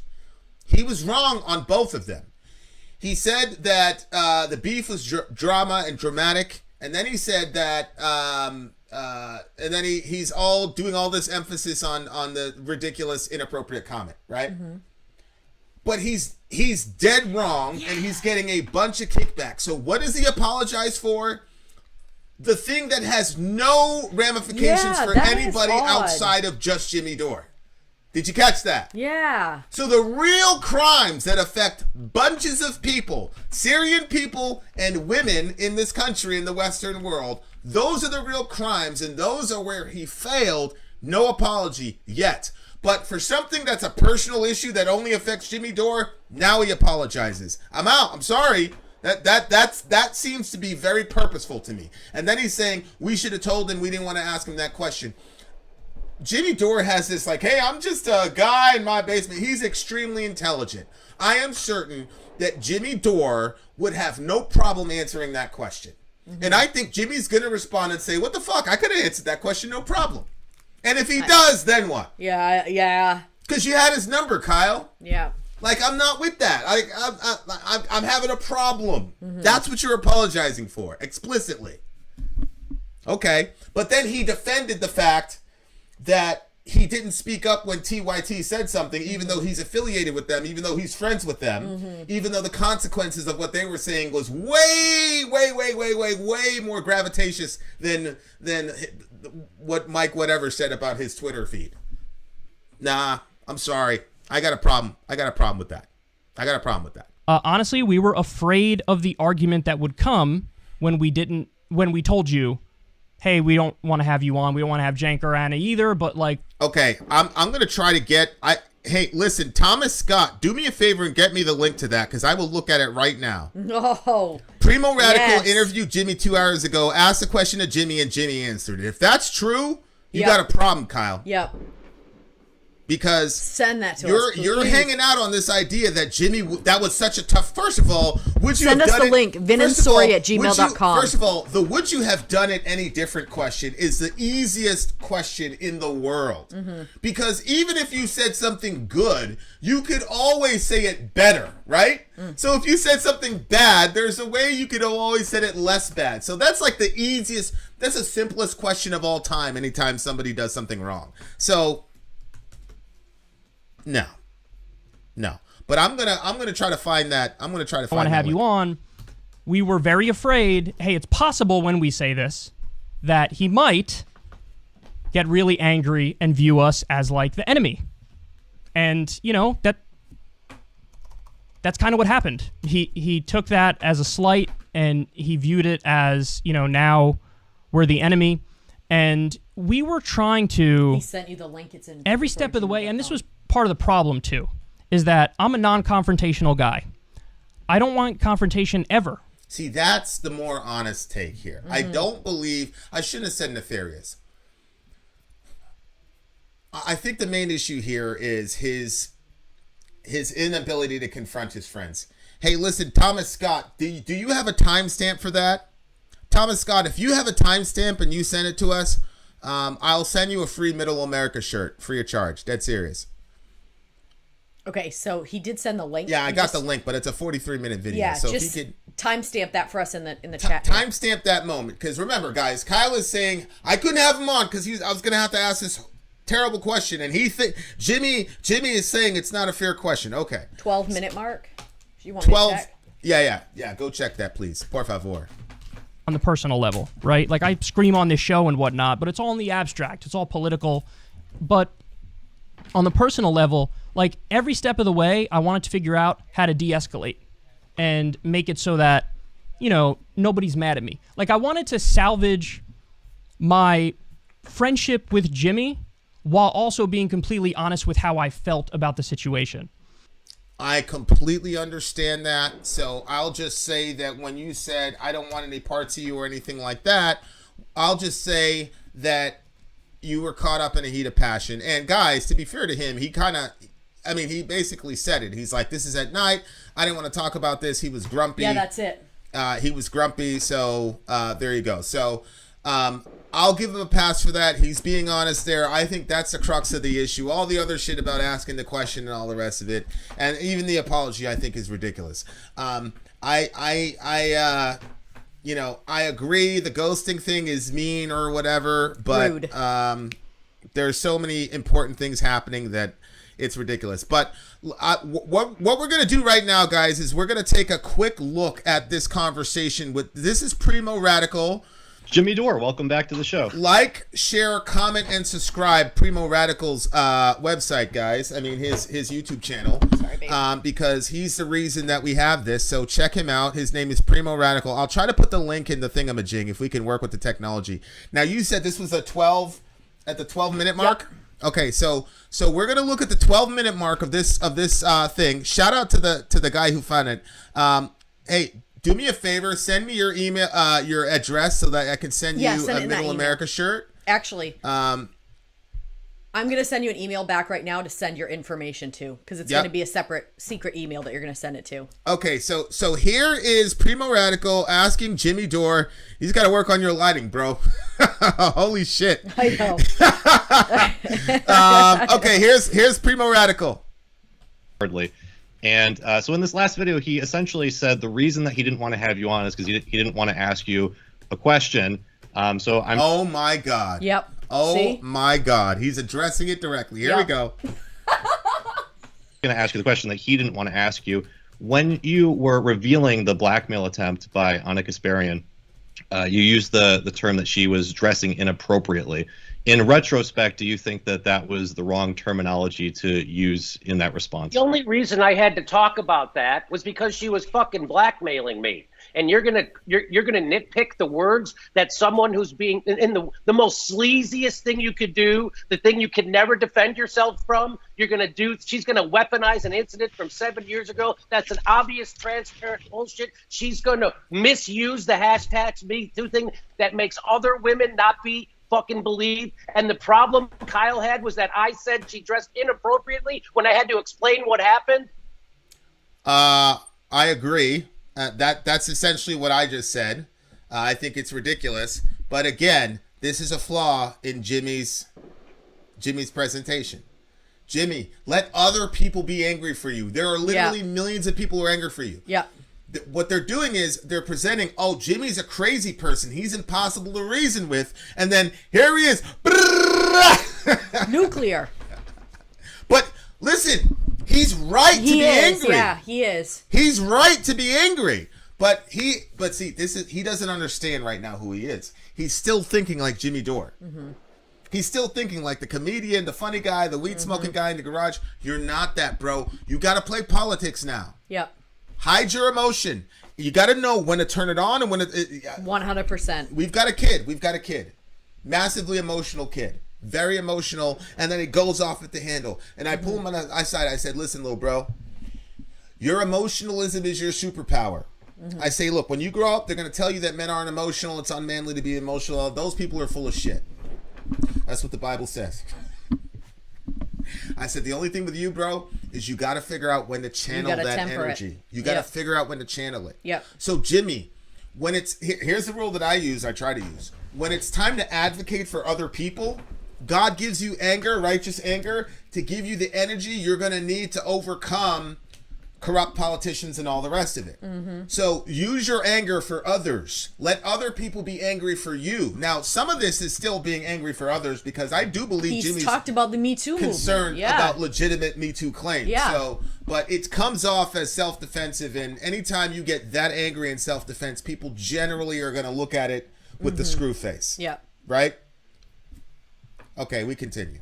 I'm sorry. I don't fucking apologize for that. And what he did was bullshit. And it should what a bullshit thing. I'm not responding to a fucking sleazy blackmail thing properly. I'm not using the proper words. Is that really the accusation? Yes. That was the accusation.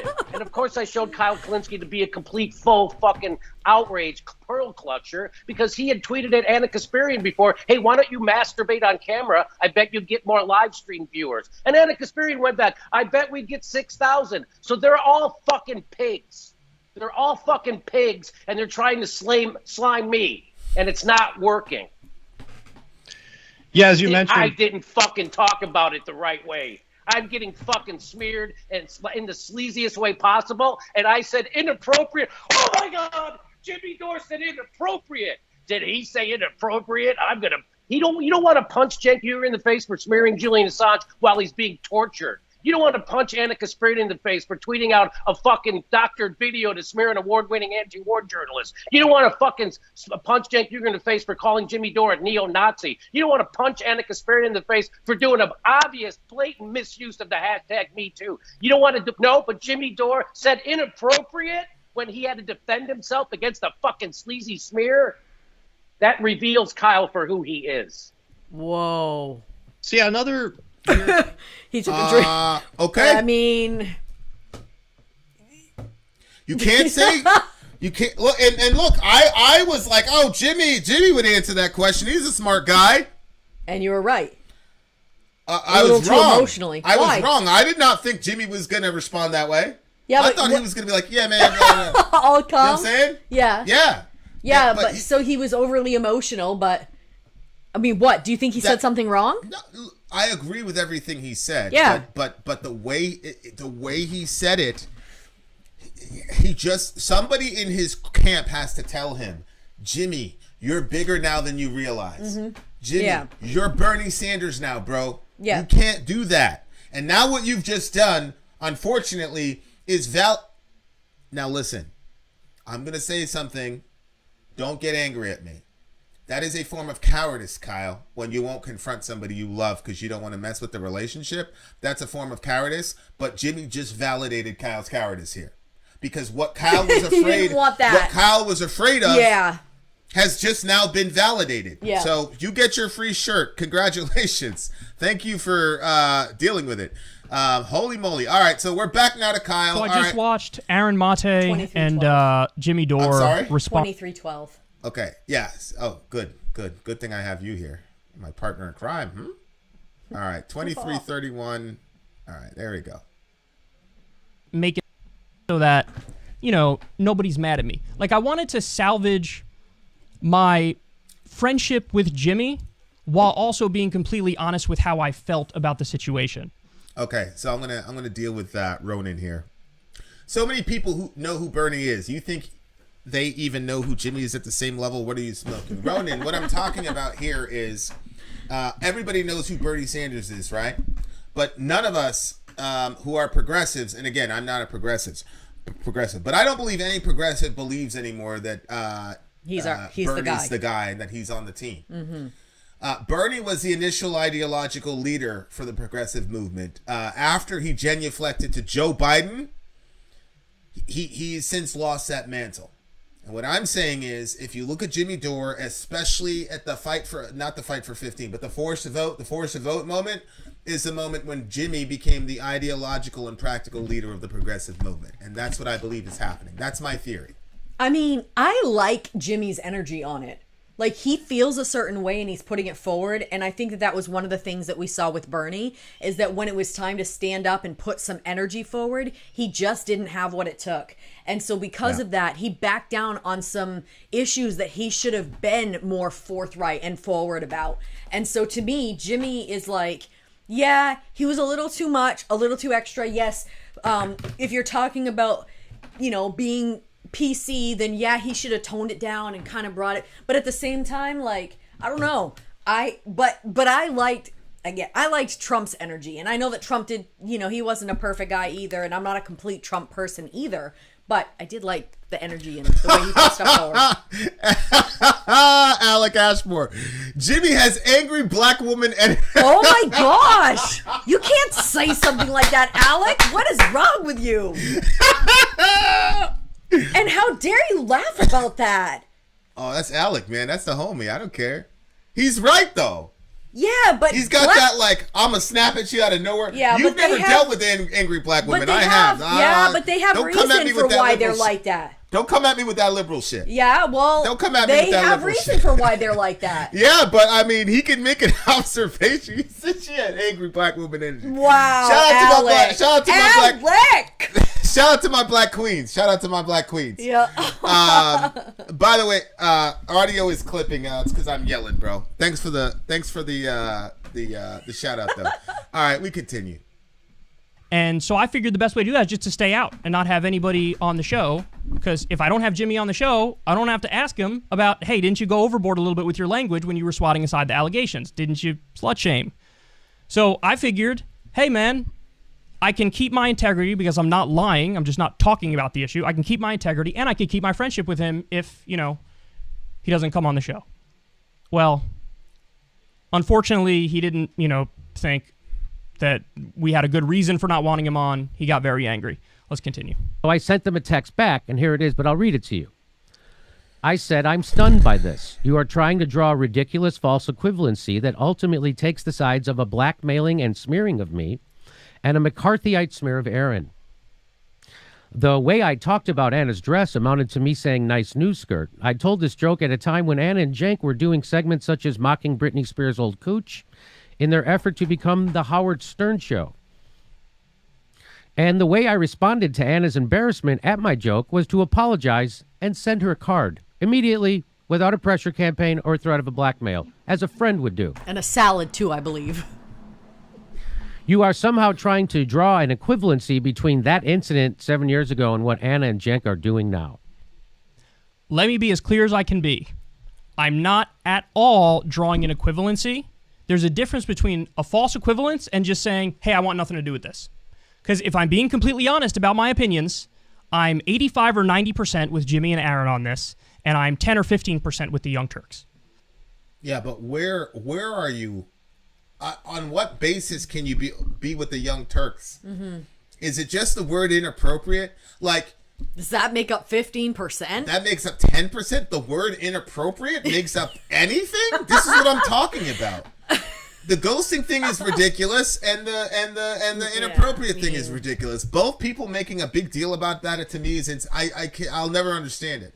But you did kind of make a fault at the end of the last video that he did. He said, "Okay, this is where they're right." He said Jimmy's not a grifter, he's not a liar, he believes everything he says. Then they said the Young Turks believes everything they say. That's an equivalency. Kyle, that's untrue. The Young Turks, it is literally impossible for the Young Turks to be able to believe that Aaron Mate is on the payroll of Putin and Bashar al-Assad. And you know how I know that the Young Turks don't believe that, Kyle? Because they took it down. Now, they didn't explain to us why they took it down, but they did take it down. So you kind of did make an equivalency between those two. So I'm glad that you're clarifying it now, but I don't know why you're saying I never made an equivalency. Right. You absolutely did. Right. But we continue. That's my honest opinion about it. Now, I can break it down and give every little specific as to how I calculate I'm 85 or 90% with Jimmy or 10 or 15% with TYT on this.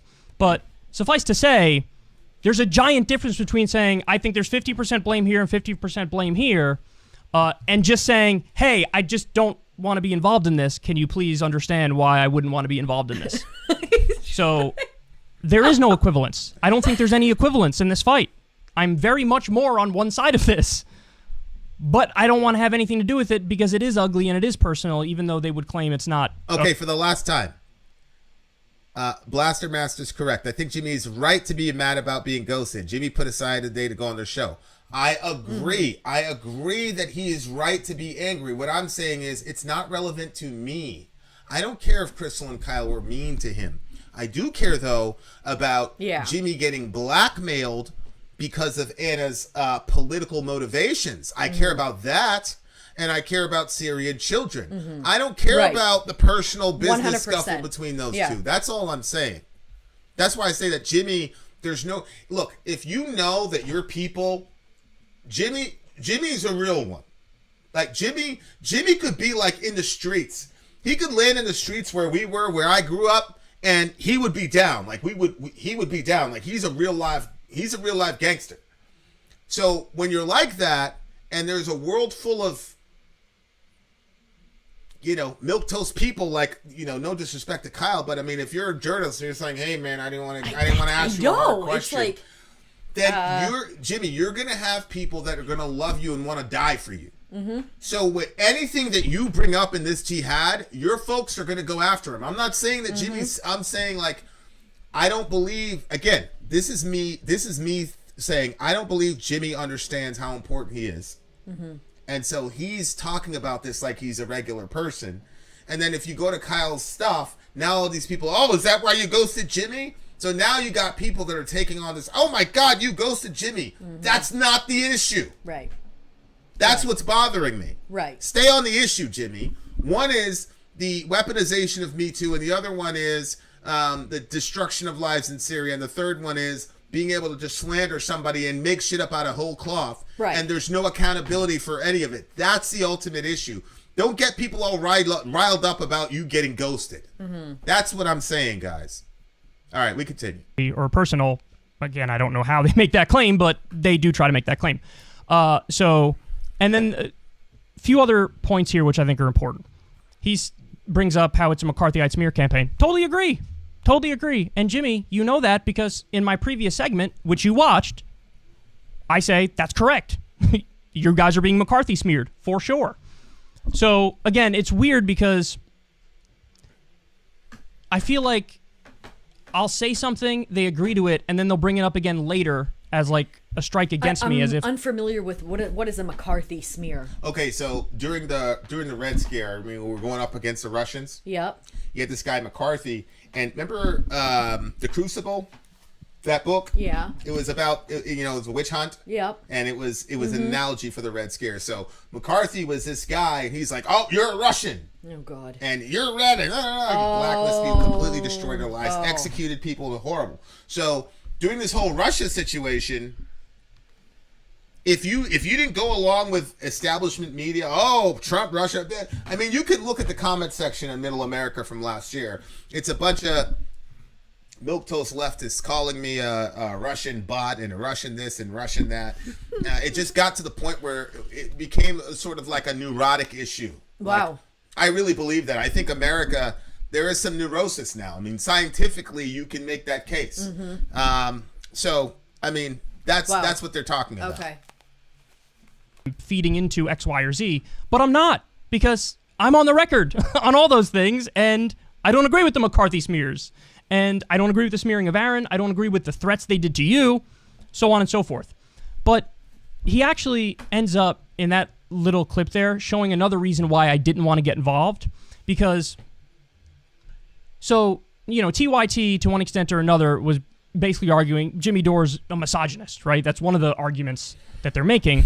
And so Jimmy's response, along with Aaron and others, was to say, this is total hypocrisy, because look at these old clips where they're talking about, the pussies of various celebrities or whatever. But they didn't stop there. If they stopped there, fair enough. That's a decent point, right? They didn't stop there. They went that next step and said, look, they're such hypocrites, and also they're the real misogynists. Well, now you lost me. Because in the same way, Jimmy, that I actually defend the initial incident here, where I say, no, I think your interpretation is probably correct, that you made a joke, and now it's just being weaponized against you years later. So, what, you can't make a joke? So I don't think that's misogyny. I also don't think those old segments are misogyny. In fact, okay, this is going to be controversial to say, but that's back when I loved TYT. When TYT had the news hour, and then they had the Howard Stern hour. What? I wouldn't miss a fucking episode. I thought it was the best thing in the world. Listen, I'm in favor of jokes, and I'm in favor of fucking around, because I'm a big fan of political incorrectness, and I do see this hypocrisy of, like, people want to give themselves a pass for the political incorrectness, but then, like, label their opponents terrible things when they do the political incorrectness. Come on. And I don't like that game. That's a gutter game, and that's another reason why I didn't want to get involved, because I didn't want to have to break all this down and give all of my more nuanced opinions on it. Let's continue. Not the same thing. Not the same thing at all. What are you talking about, Kyle? The stuff that they were doing and saying about women, like you said, trafficking women, putting stuff up on their website to get clicks on it, of pictures of women with their stuff exposed that they did not consent to. How can you say that's the same thing as the joke that Jimmy said, nice new skirt? That is not the same thing. And that is absolutely misogyny. What are you talking about, Kyle? Wow. This is That's ridiculous. That's not good. Okay, he just proved himself to be misogynist by saying that wasn't misogyny. How can you say that's not? Well, just for clarification, and we're gonna this video is gonna be taken down. I told you guys about 3 days ago. We're only gonna let it stay up for 30 days, and then we're gonna lock it. But Jimmy went through a roll of old school TYT videos that was produced by Anna Kasparian. It was a mess, and it was guess the camel toe. It was crotch shots. It was so bad that they said YouTube won't let us show us, so go to our site, which technically actually is a form of sex trafficking. That's a fact. Because the amount of clicks that you get on your site... That's not misogyny. Britney Spears talked, and I know they're celebrities, so they're not really human. We can do whatever we want with them. That was one of the things that pushed Britney Spears over the edge with her mental health situation. That was all happening in that time period where she shaved her head and all that. And to this moment, it has reverberations in 2021 because she's trying to get her life back because of that episode period in her life. Right, but her father's still clutching on to her. What are you talking about? Wow, that is so messed up. And again, some of this is Kyle covering for himself because Kyle took part in this. Okay? This dude is a very, very erudite thinker. Yep. Kyle took part in the pornification and the Howard Sternification of TYT. Right, so if it comes out, he can say, look, I said I was okay with... Correct. And that wasn't misogyny. He had a joke where he said, if Cenk masturbates, there'll only be 12 followers. If Anna masturbates, there'll be 6,000. She responds by saying, I'm offended. Only 6,000? Yeah. Cenk talks about Anna having junk in the trunk, but and here's the thing that kills camera? me. Here's the thing that kills me, Sori. He said, I had to restrain myself not to punch you in the face for saying nice new skirt or eye jammy. That's misogyny. Then you were so exercised, Kyle, that you were going to get physical with Jimmy, which all of us know that that's not true. Because you didn't even want to have him on your show to interview. I was literally going to say that. Right? I'm like, you don't want to lose his friendship, but you're going to punch him in his friggin' eye? You're good with words. Stay there. But that... Get out of here. And look, he spent 40% of this video... is him saying, I didn't want to have to ask you this question of this very slut-shaming thing that you did, and I was going to punch you in the face, so that's why I ghosted you. But then you're saying that them posting pictures of women under mental duress, one of which fucked up the life. We don't even know if Britney's going to live out of this situation. And now you're... whoa, man, that's a problem, bro. That's not good. That's a disaster. Holy shit, Kyle. You cannot get on. You got on and you were upset about nice new skirt and inappropriate and you got all exercised. You wasted 40% of this video on that bullshit statement. And now you're going to come around and say that wasn't misogyny? Are you kidding me? So if it would have come out that Matt Gaetz was sharing pictures of women's genitalia, that you would be okay with that? You wouldn't call that what that is? Let me tell you something. If that wasn't misogyny, nothing is misogyny. I got 2 daughters, bro. Let me tell you something. I got 2 daughters, Kyle. And if you were to present me with 2 horrible choices, right? Choice A, my daughter wears a shirt that's way too small and she bends over and somebody makes fun of her. And then 7 years later, she goes and uses that to blackmail somebody. That's scenario A. Scenario B is my daughter is under incredible emotional duress and she has a wardrobe malfunction, and you take the picture and put it up on your website for all to see. Which one would I want to happen to my daughter? I'll take A 100 times out of 100. Back at you, Anna. Fuck you! Remember when you did that? Fuck you, those people. You take it back. You put all those women out there like that. That's terrible. That's awful. That is awful. So bad. See, that's... What? That's not good. That is not good at all. That's horrible. That is horrible. And, you know, I was looking at the ratios. I cannot believe. I was looking at the ratios, and I actually criticized Jimmy Dore fans. I said, look at that. They're still not happy. Because remember, he was... The ratio, the like-dislike ratio on this is still not very good. And I was like, man, these Jimmy Dore people, they're still not happy. Well, for a guy with this level of brilliance, how does he not see the contradiction? And how are you going to do that? Like, I can't stand watching women betray each other. And she was the one that was fronting this. Oh, my gosh. That's horrible. So, now Kyle went on to do a segment with Cenk Uyghur's nephew instead of me. That is hardly staying out of it. That's what he was doing for and work. And he let... Yeah, the subject, of course, came... I don't understand. He said we couldn't respond because we were working. But that's where he was. He was on with Cenk's nephew. Yeah, but that's still work. Yeah, but... What? It's still work. Well, he was picking a side, right?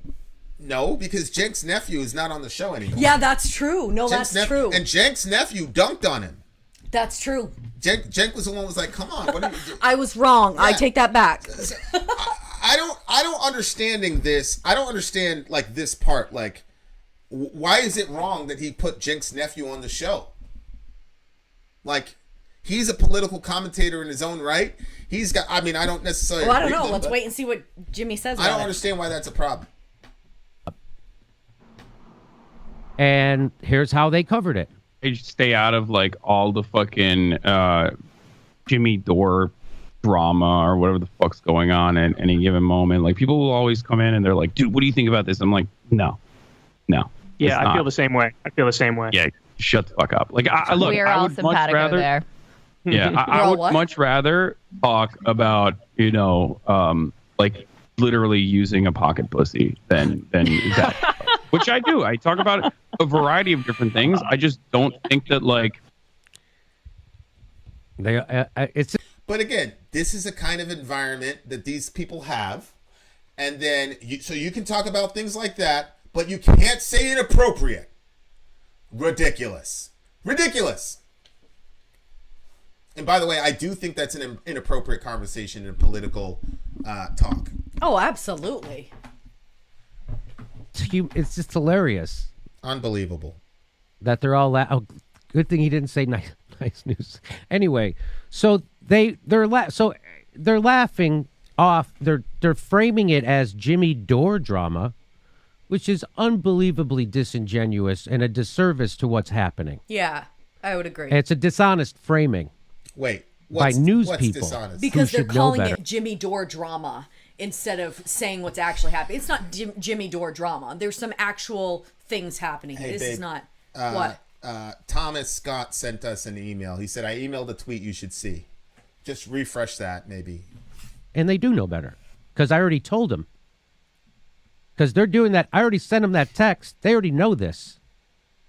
I think that's it. Everything I wrote in that text, Kyle knows this. Actually, that's what we were recording when you texted us, and it was after that episode that we responded to you, and then you responded to us. But put that aside. That's neither here nor there.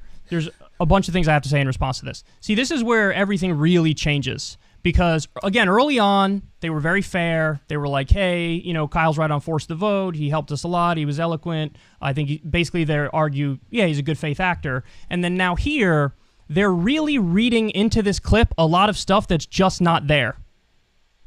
So he seems to believe that it's like a slight or a pot shot at him that we spoke to Cenk's nephew. But if you follow anything about Hassan Piker, he's no longer just Cenk's nephew. In fact, he very openly disagrees with Cenk on a zillion things.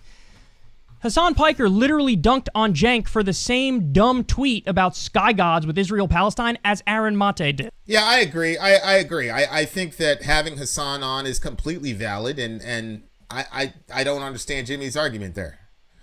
Just for everybody's, here's Anna Kasparian. These women with their legs, don't they have a dress code though? That skirt is insane. Huh? That's Anna Kasparian. She said that.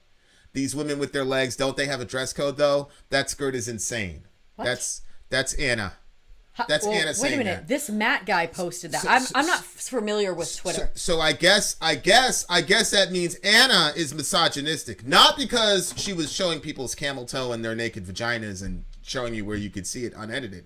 That's not why she's misogynistic. She said she made a comment about people's skirt and implied that it was inappropriate because she said, don't they have a dress code? So that means, Kyle, you should want to punch Anna in the face. You know, the other stuff that they did, not misogynistic, but there you go. This is how ridiculous that argument is. We continue. He's his own man, and he's one of the top Twitch streamers in the world. To have on Cenk's nephew, Hassan Piker, is to have on Hassan Piker. It's got nothing to do with Cenk, which gets to the point of what was said in that clip. Hassan says, when people ask me about the Jimmy Dore drama, I say, no, not even going to comment on it. Hold on. He said he's not even going to comment on it, and then I respond, quote, I feel the same way. That's all I say in the clip. And Crystal says, we're all simpatico there. Yeah, you're all wrong. You're all wrong. So the fact that that's sort of like a, micro version of the ad populum argument. You're all wrong. So there's that. We make the point, we don't want to get involved in it, and you interpret that as tacit endorsement of the Young Turks and the smears against Aaron and you and the threat that was made against you. No. Yes, we've already explained why. Mm-hmm. Clear. Let me be on the record as much as anybody could be on the record. I think you and Aaron were smeared. I think they threatened you. You had every right to defend yourself. I do think you went a little too far in your defense by effectively slut-shaming Anna. But you guys are right on. Okay, here's a part where, okay, Izzy, I see. Okay, so I'm going to retract what I said because Izzy has a good point. I disagree. This is in regards to bringing on Cenk's nephew. That is Kyle a good said, point. I was wrong there. You're right. I have to concede that point. Yep. Kyle said they ghosted Jimmy because they wanted to stay away from the whole thing. Then ghosts him to talk to Cenk's nephew, and what? Talks about it. Well, no, they said that he didn't want to ask that question. So I don't think he didn't mind talking about it. But they were no. They were doing the whole, hey, we don't want to be part of this That's drama, right. blah, That's blah, right. blah. That's when he That's made right. that statement, I'd rather be talking about it, blah, blah, blah. Right. Was from the question that he brought up. Right. So you did want to... That's oversight on my part. I concede that point. Good job, Izzy. Izzy's right. You were right, too, on that. Policies. You have every reason to be upset. All that stuff is true, and it's also true that everything we said in this clip stands on its own two legs. Namely, the point I was making was, I don't want to get in the middle of this because I don't want to get in the middle of it. In other words, I wanted to avoid the exact same fucking thing I'm doing right now. I don't want to have to do this segment. I don't want to have to talk about this. I don't want to have to dissect this 1,000 different ways to Sunday. All I wanted to do, Aaron and Jimmy, was to be out of this. Yeah, but no, you can't, bro. To Izzy's point. That goes to Izzy's point as well. But even if you can't, you're in it, bro. Yeah. This is politics. John Kennedy got assassinated. This game isn't for, look, man, it's for big boys and big girls, bro. You feel me? That's how it is. Look what AOC is going through. You think that you're going through stuff emotionally? People say whatever they want about AOC. She's going through it right now. I guarantee you she's got it harder than you. That's how it is. You chose this. Bro, do you think these powerful people, these billionaires, you think they're going to just accede power easily? If you can't deal with this, how are you going to deal with the big boys? Don't you guys, I hope you guys understand this. That when the progressive movement really begins to take off, people are going to die over this shit. Do you understand? That's going to happen. These people are not going to just release the stranglehold they've had over America since the inception of, it's the same group of people. People are going to die over this shit. People need to count the cost, man. This shit is not a game. And if you think I'm joking, these motherfuckers in the last 20 years have already proven that they're willing to kill people en masse and in bunches to maintain and propagate their empire. You're going up against Democrats and Republicans. Yeah. And establishment media. So if you're getting this exercised over a personal spat between you and your friends or whatever, then you're not ready to actually create the change that you say that you are. Yeah. Yeah. There's a lot of like not understanding, a lot of idealism, and now it's the same thing. All these leftists, you get on and all this media. If you check Twitter and all the rest of it, you would have thought that Bernie was going to win in a landslide, and then they didn't show up. This is the immaturity of the movement. It's being led by Gen Xers and millennials who don't have that inside of them, and you have to have it inside of you. And you got to be willing to live and die for this shit. Like, look. We've had our lives threatened on numerous occasions. Threatened. People come to our face and say, we're going to kill you. There's a guy who's saying he's going to kill me in front of my son. Now, speaking out against abortion, he said he's going to kill me. It happens. It happened a lot. We got spit at. Our kids got attacked. We understood. That's the cost. You got to pay it. So, Kyle, bro, you got to pay it, bro. You're a gifted guy, but holy shit, you got to get some... You know what I'm saying. You know I'm right. That's it. All I wanted to do was to not interject myself. But now I feel like, my hand was forced, and so I have to comment on it, and I'm losing a lot of friends over this. I know it's not just Jimmy and Aaron that hate me now. Also, of course, the people at the Young Turks would hate me now, because why wouldn't they? I'm saying I 90% disagree with them on the shit that's going on. So what do you expect is going to happen? So he's reading so much into this clip, and this is the nuclear thing I was talking about earlier. That at times, whenever I say stuff they agree with, there's an underlying charitability that they have for me. But then when I say stuff like this, which is actually relatively benign, they read malintent into it, as if it was a shot at Jimmy, when it wasn't a shot at Jimmy. And it wasn't some sort of tacit endorsement of the shit that TYT was doing. Yeah, I guess. It was literally exactly what it says at face value there. Sometimes a cigar is just a cigar. Sometimes, hey, I want to stay out means I just want to stay out. All right, let's continue. That clip right there. I wish when he I saw would that, say what the 90% stuff that he disagrees with them on. Like he's explicitly going into saying why. Well, he talked about it. The Aaron Mate stuff. Yeah. He said that was gross. He also brought up TYT raising money from personal donors when they're getting millions of dollars. He said that was gross. So he said they were wrong on force of vote. Okay. Okay, that's good. So yeah. That's good. He just look, honestly, in this situation, we deal with it as parents, right? Like we've got a blended family, and so the kids and sometimes you want to like flatten everything and say you're wrong and you're wrong. Sometimes one of the kids is 100% wrong. Yeah. And in this case, TYT is 100% wrong. There is nothing. There's no 10%. There's nothing where you can agree with them on. Nothing. That to me opens up with that clip. I think that they invited themselves up to criticism. People are wondering why we're talking about this now. That's right. That clip right there was basically belittling, I think. That's why I took it, the concerns that we have. Because it's one thing if you want to decide, look, I don't want to comment on an issue. You don't have to comment on an issue. No one's going to force you. I personally was disappointed that people like them stayed silent. If they had been smeared like that, I think I can confidently say that I would have spoken up because I don't think that kind of smearing should be tolerated. But whatever, you can't demand that someone speak up for you, okay? But to say, if they just said, you know what, we don't want to talk about this, period. But then they don't just say that. Then they try to justify it by doing two things. One is they draw, as you told them, this false equivalency between a joke you made 7 years ago and you apologized for, and what they did, which is smearing me and then trying to blackmail you with this ridiculous sexual harassment claim. Okay, there's no equivalency between that, and that's why, as you said, it's not a war; it's a smear campaign. And then going publicly and actually commenting on it by basically belittling the whole thing and dismissing it as Jimmy Dore drama. It's not Jimmy Dore drama. It's us pushing back against the smear campaign, which we have the right to do. And if you're going to belittle us for doing that, you're basically taking the side of the smear campaign. What? I gotta address this. It's telling to see that the thumbnail has Kyle all grayed out and Jimmy in full cover. Tipping your hand, Jimmy Stan. I think he meant Jimmy Stan, like the Eminem song. Mm-hmm. Burn, thank you for participating. I appreciate it. No, honestly, bro, what I did was I just Googled Jimmy Dore and Kyle Kulinski, and I just found the one that had both of them together. But I'll have Sori. Maybe we can edit it and put some color in it.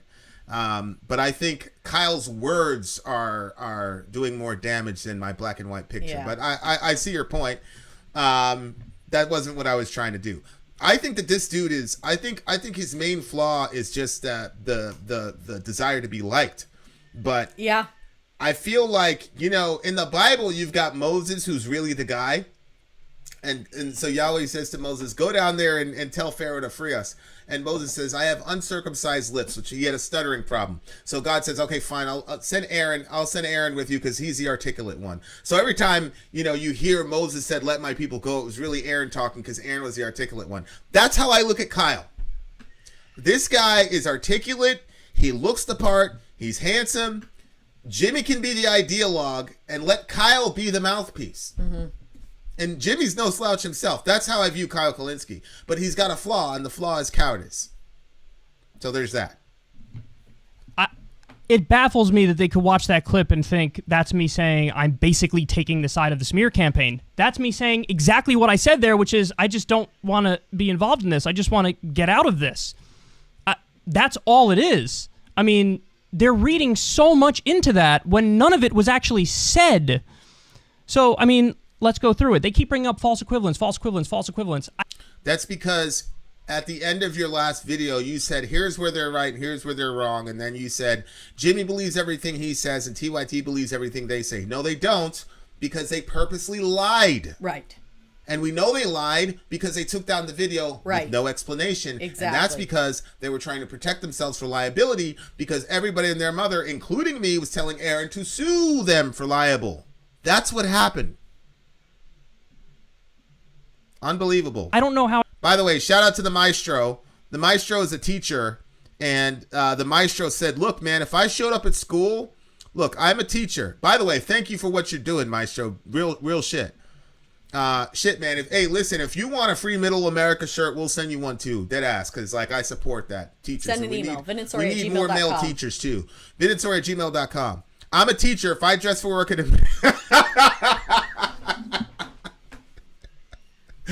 just look at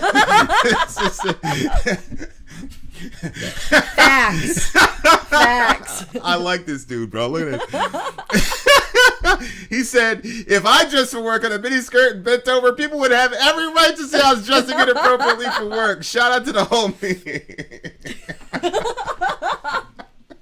Facts. Yeah. Say big facts. Yeah. Yeah, bro. Big facts for the get that man a shirt, bro. Yeah, I'd have took the homie aside like, yo, nigga, you gotta go home, nigga. Yeah. What's wrong with you? Get the fuck out of here, bro. This cannot be happening. We continue. To be any more clear, I'm 85 or 90% with Aaron and Jimmy on the actual issues here. I'm with them on Russia and Syria and force the vote. With them in the sense that Aaron was smeared. They threatened Jimmy, and that was totally unfair. He had every. I gotta do this again. Hey, we gotta have some comment. Try going to court wearing a G-string and see if there's such a thing as. What's wrong, Judge? Yeah. What's the problem? This shit is ridiculous, bro. I'm gonna show up there in a fucking nothing but a G-string. No. Well, I got right here, especially if it's a woman, if it's a girl judge, I'm gonna take my shirt off. You know what I'm saying? I'm doing them push-ups and planks and shit. So I'm gonna show up there. You know what I'm saying? In my glory, and I'm like, "What's good, Judge? What's up? How you doing?" And if you say anything about it, I'm gonna say you racist. Yep. Oh my goodness. Right to swat aside those allegations. All that is true. Literally the only point of disagreement is, I think when Jimmy was swatting aside those allegations, he went too far and he slut-shamed Dana, and talking about how He didn't. I'm just going to say he didn't. No. People are allowed to say shit is inappropriate. Yeah. But listen to this. Listen to this. This is like the 19th time that he's brought this up. But then he came out and told us that the what is it? The camel toe watch and all the other shit, that was completely fine. As a matter of fact, he misses it. He misses it. Right. He wished they would bring it back.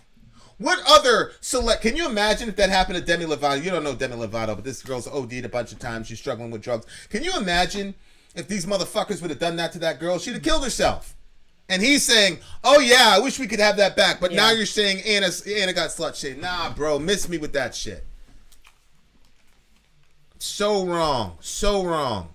That's inappropriately and everybody could see your ass and all that stuff. I think that went too far. That's really my only disagreement with you guys. And guess what? I wanted to keep it to myself, but you kept insisting I got involved. And so now here I am getting involved.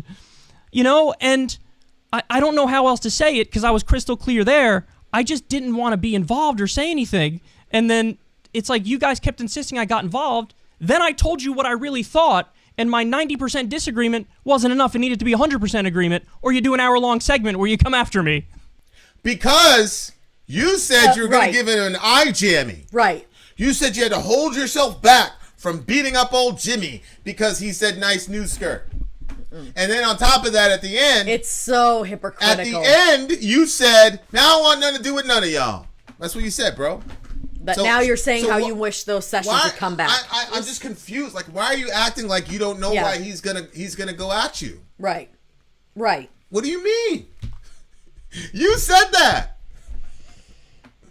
God almighty. It just, honestly, it really is amazing. It's like, this is like the Twilight Zone. Because they keep saying that I believe things or I'm saying things that I'm not saying and I don't believe. And I don't know how else to rebut it other than to keep reiterating, I don't believe the things you're saying I believe. They say the clip was belittling the concerns you have. No, it wasn't. The clip was saying, look, I just don't want to get involved in this. I just don't want to get in the middle of it because it's really ugly and it's really personal. Anything that's substantive, policy-wise, I'm always going to comment on it. But in terms of... You didn't, though. Right. What Anna said about Aaron was definitely a policy issue that was massively dangerous and could have resulted in the death of tens of thousands of innocent, beautiful Syrian people, the loss of American life and blood and money. So that was a policy issue, and you stayed silent. Mm-hmm. Throwing myself in the middle of the fucking hashtag Me Too stuff and the blackmail stuff and this and that. That was the last thing I ever wanted. The last thing I wanted. Why would I want to get in the middle of that when anybody's involved? Never mind 3 people who I know myself. Yeah, Clara. Doesn't even make any sense. Clara, sis, I'm with you. Kyle is saying Jimmy slut-shamed her when he brought up the story. He said she dressed like she was going to a rave and everyone could see her thong and things like that. Yeah, I understand that, Clara. You might not have been here earlier, Clara. He said that TYT's showing of Kim Kardashian's camel toe and Britney Spears' naked vagina while she was undergoing a mental breakdown, which almost took her life from her, and actually did take her life from her because she's currently fighting in 2021 because of the fallout of that period of her life. And the Young Turks contributed to that. And Kyle said that he misses that. And he's not a misogynist. And that wasn't misogyny. Ridiculous. So, and they said they don't want to comment on an issue. Well, you don't have to if you don't want to. But wait, that's what I said in the clip is I don't want to comment on the issue. And I was acting like I don't have to, so I'm just going to say I don't want to comment on it. And then I was proceeded to be dragged into this debate. We'll get to more on that in a little bit.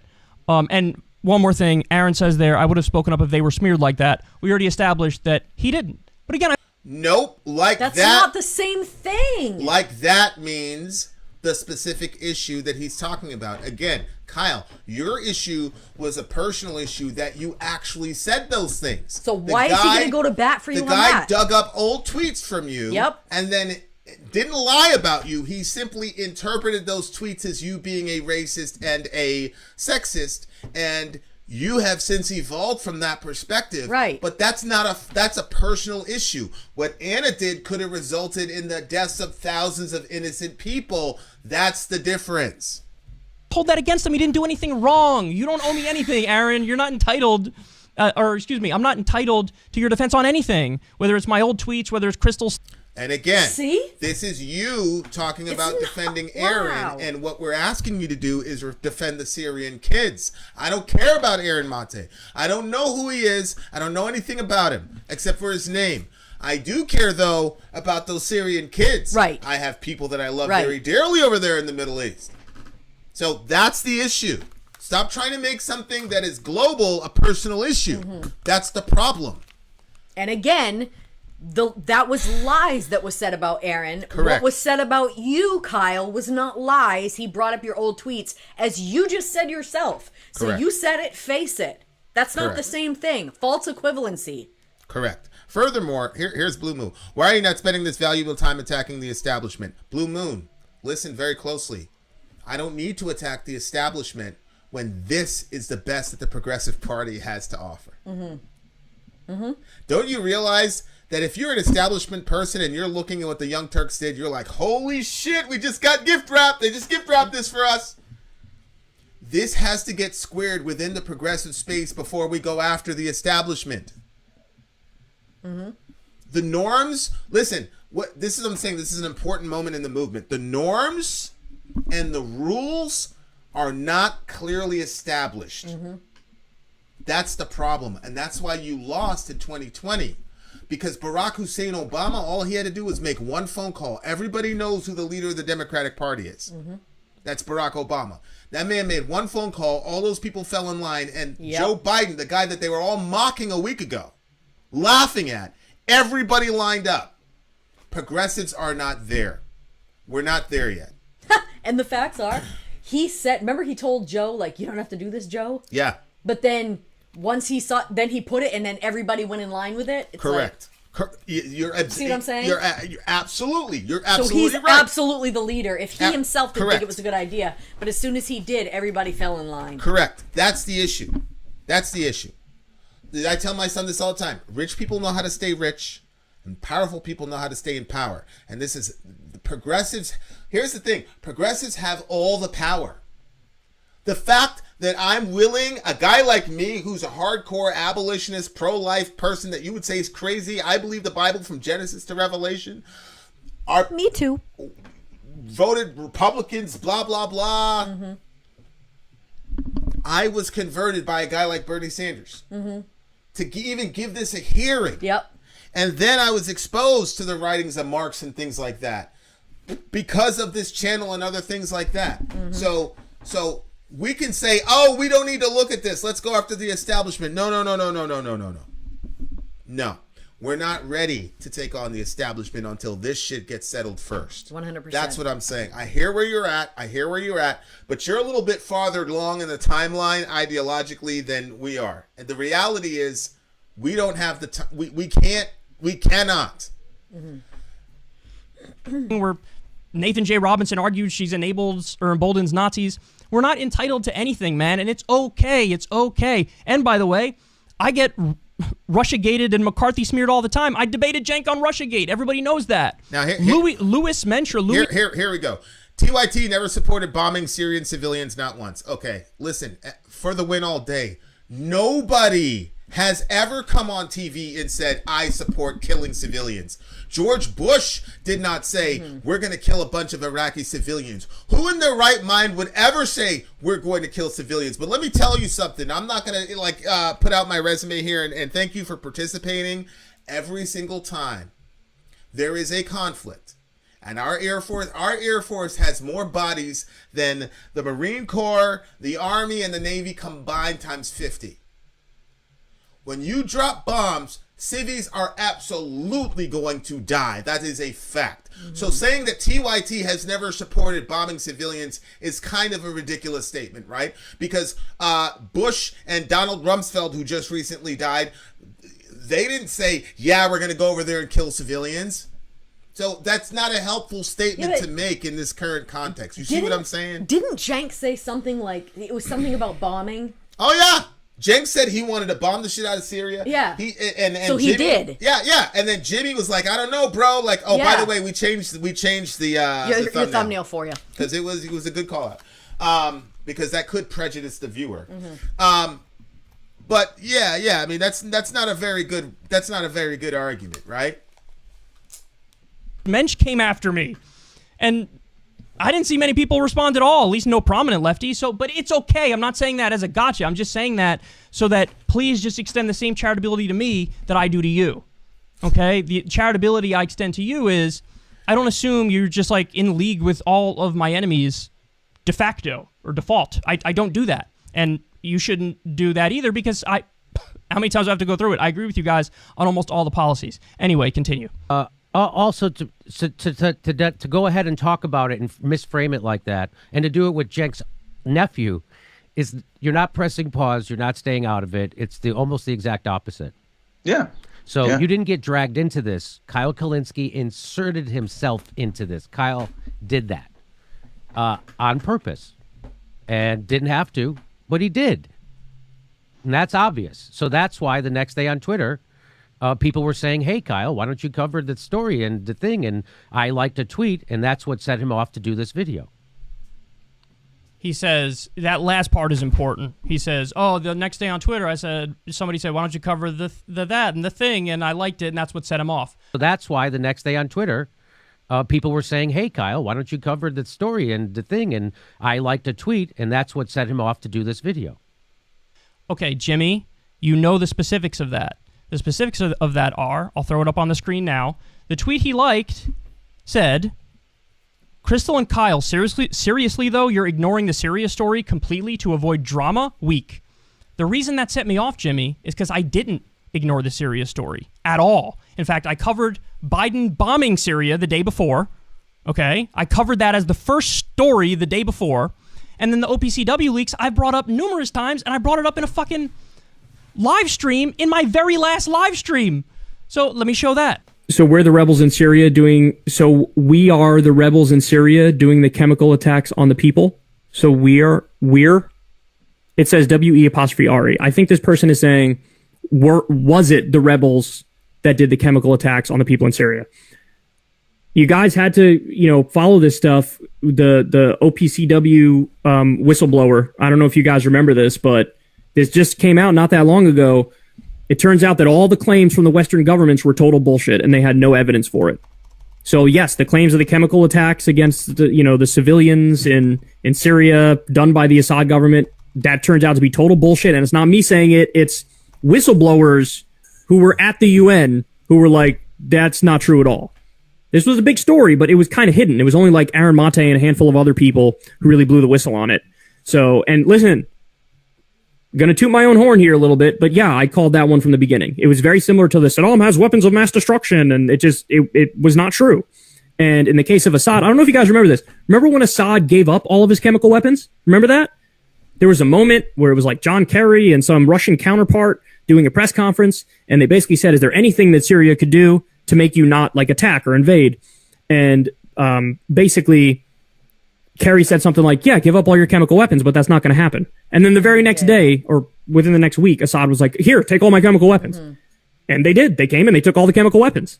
And so it's funny that, like, everybody forgets that part. Yeah, that's... But then they go on to say, well, obviously he was attacking civilians with gas. So in other words, at a time when he already basically won the war, he was going to attack his own civilians with gas, which would bring the West right back into it. It's nonsense. And it turns out we learned it was total nonsense. So he was going to say bullshit. That's why this guy, that's what I'm saying. Like, he's the most erudite. He said so much with so little. He was dead. He was perfect on that, on the Syria bombing thing. Perfect. That's how I gauge if a guy's a good speaker, because it takes me so long to get to the point. This guy had it. He was perfect here. I got to address something that Homegirl said. And by the way, guys, thank you guys so much for the participation. Yeah. It's really good. Blue Moon says, the New York Times makes countless inaccuracies. Are you outraged by their published reports? No, for the same reason that I'm not outraged when a kid in the neighborhood goes off and breaks somebody's window and doesn't pay for it. But I would go crazy if it was my kid.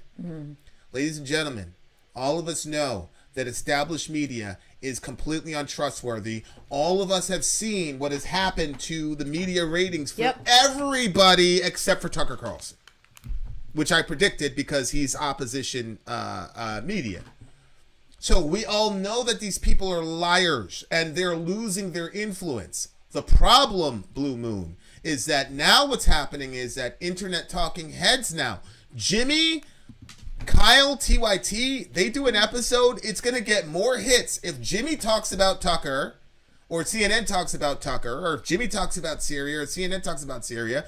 Jimmy's going to get more views, TYT's going to get more views from regular people than establishment media. And the entire shtick of TYT, Jimmy Dore, all the rest of it is, hey, these people are lying to you. We're going to tell you the truth. So then it becomes even more dangerous for them to spread misinformation about war, because now you can convince the American street. Y'all remember the Arab street? Now you can convince the American street, yeah, let's go to war and kill all those people. That's the difference between progressive media and why I don't care if the New York Times or whatever. They've always done that, and they will always continue to do that, and all of us know it.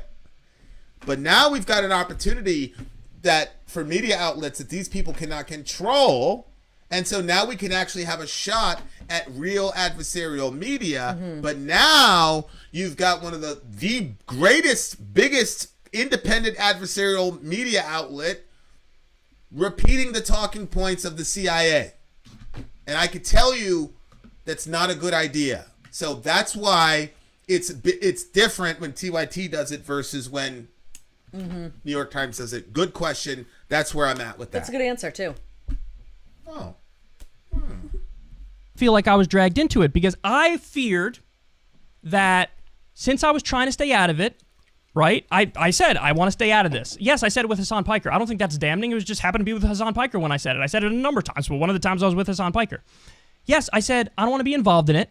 And then Jimmy took a clip where I said, I don't want to be involved in it, and somehow made that I'm not doing my job right on Syria or the OPCW leaks.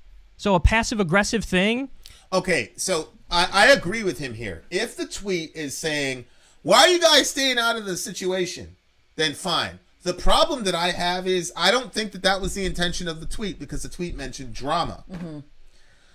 So, you know, this is kind of like how we interpret the Bible, right? You take the words and say, okay, this was used in the Old Testament, blah, blah, blah. And you look at word groupings, right? Yep. Kyle. Drama, Syria, Anna, Jenk, Jimmy. You put all those together, that is about a very specific issue. Yeah. So when they said you're keeping quiet about Syria because of the drama, I don't think that they meant that you never said anything about Syria. Because even TYT had said stuff about Syria, right? What they're saying is, this woman lied about Aaron Mate, and Aaron Mate took the OPCW whistleblower position, and she was castigating him for taking the OPCW position, the whistleblower position, over and against the CIA-backed talking point on the other side.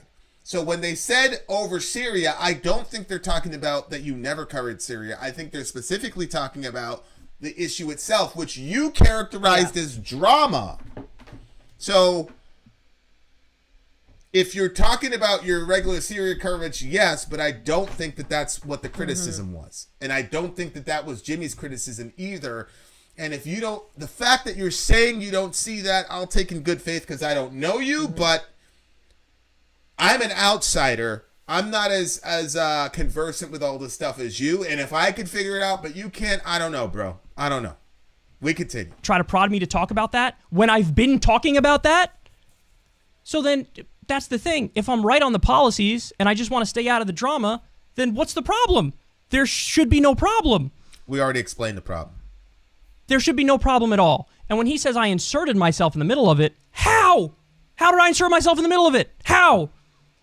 Because you brought Hassan on and then you brought up the topic as Sori and Izzy explained to us earlier. Talk to Hassan Piker, Jenk's nephew, who also didn't want to talk about this? I don't understand. I genuinely don't understand. Guys, I mean this sincerely. You're reading so much into nothing.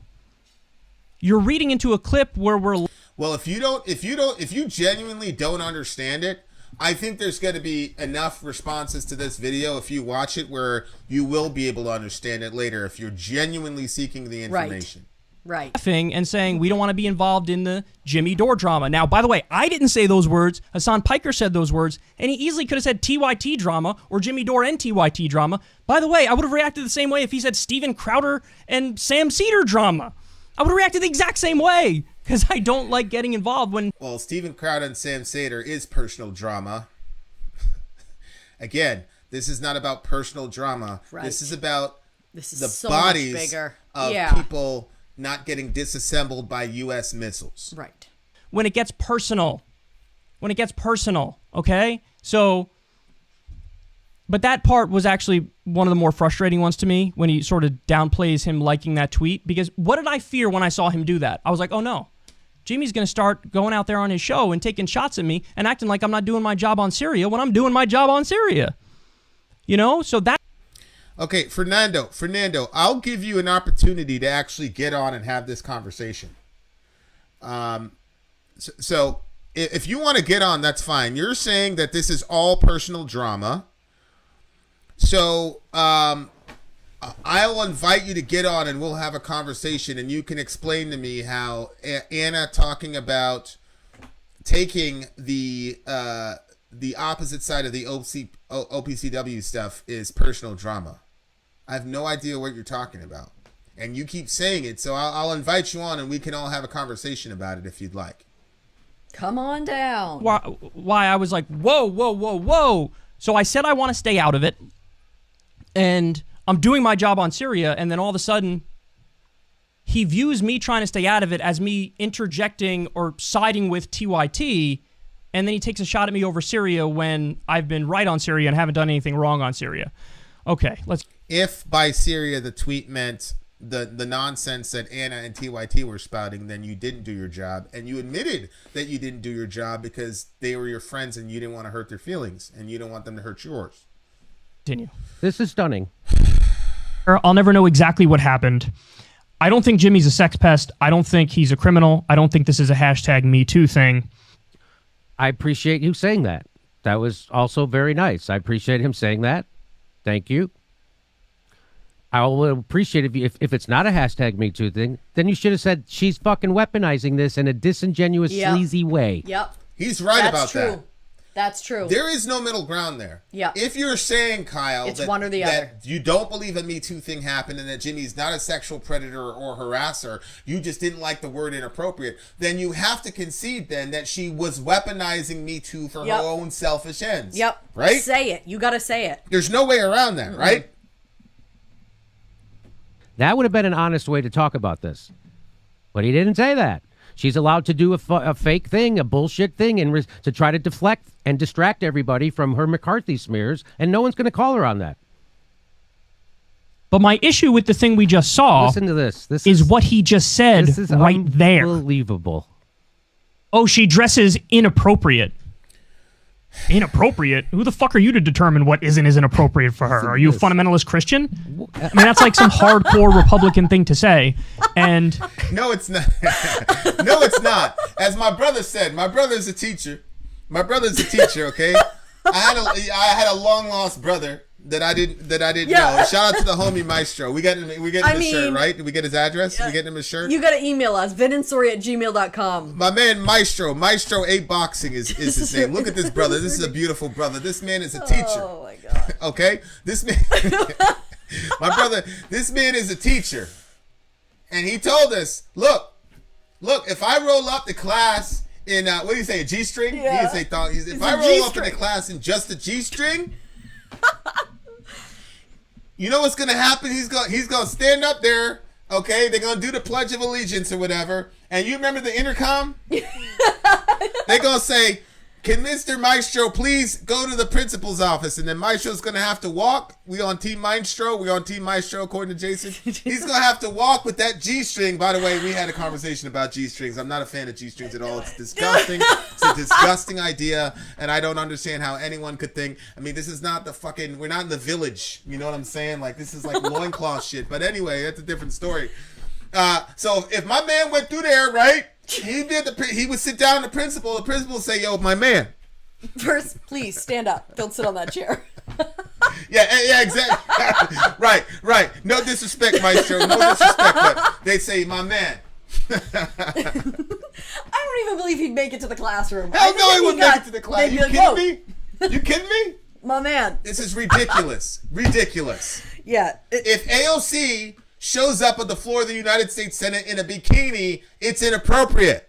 Yeah, it's not it's beneath her dignity. It's not like it's like, oh, the skirt was above the knee instead of below the knee. Like, literally, he viewed stuff that is inappropriate. It's stuff that she shouldn't have been showing him. She flashed him, according to him. Yeah. Stop string shaming. You can't do that. Ridiculous. String shaming? If I'm being objective about this, even though Jimmy's my friend, if somebody spoke about my mom or my sister or my girlfriend like that, it would take every fiber of my being to not want to beat the shit out of them. Why? Wow. I thought he thought that was funny. No. What Jimmy said was the worst thing in the world, but showing Britney Spears' naked vagina completely fine. Oh, I hate it when you say that. As a matter of fact, you said earlier that you missed that, Kyle. Right. Like, I have no idea how he's gonna. You're kind of because that's humiliating, and he admits that it was a humiliating thing in the segment. But then it doesn't occur to you that maybe bringing this up again and talking about it in the way you're talking about it is like gonna humiliate her yet again. Okay. Now the only part where I agreed with Kyle on this, and I was pretty explicit about this. I did not feel that the level of detail that Jimmy recounted, and he recounted over, and there's a specific phrase she showed her, whatever.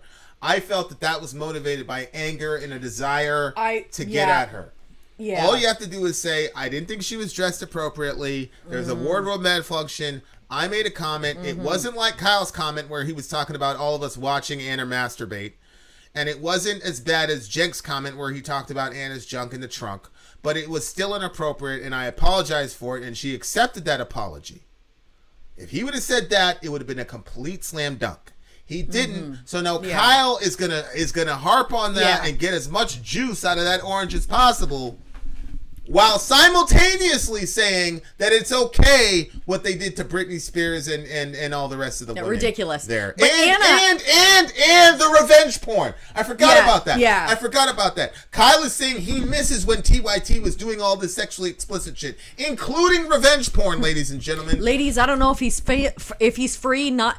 Don't go in a relationship with that man. Listen, let me download this. And if you do, don't send him any pictures. Revenge porn is when and a guy and a girl are together and they make videos for each other, and the girl breaks up with the guy, and then the guy publishes those videos or the girl does online for people to see. Yeah. That's not misogynistic, according to Kyle. But saying inappropriate, that's misogynistic.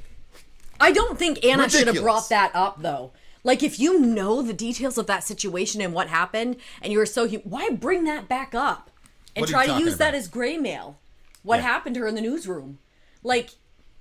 Because they understand how their side of the political spectrum deals with it. This is an identity politics issue, which this is why I said this is an important moment in the progressive movement, because you've got to decide how you're going to prosecute these things going forward, because Anna needs to be held accountable. And nobody's talking about that. She does. Crystal should have been the one. Yes. Because Crystal has credibility. Yep. If you believe that this was blackmail, then Crystal should have gone out there and completely blasted Anna.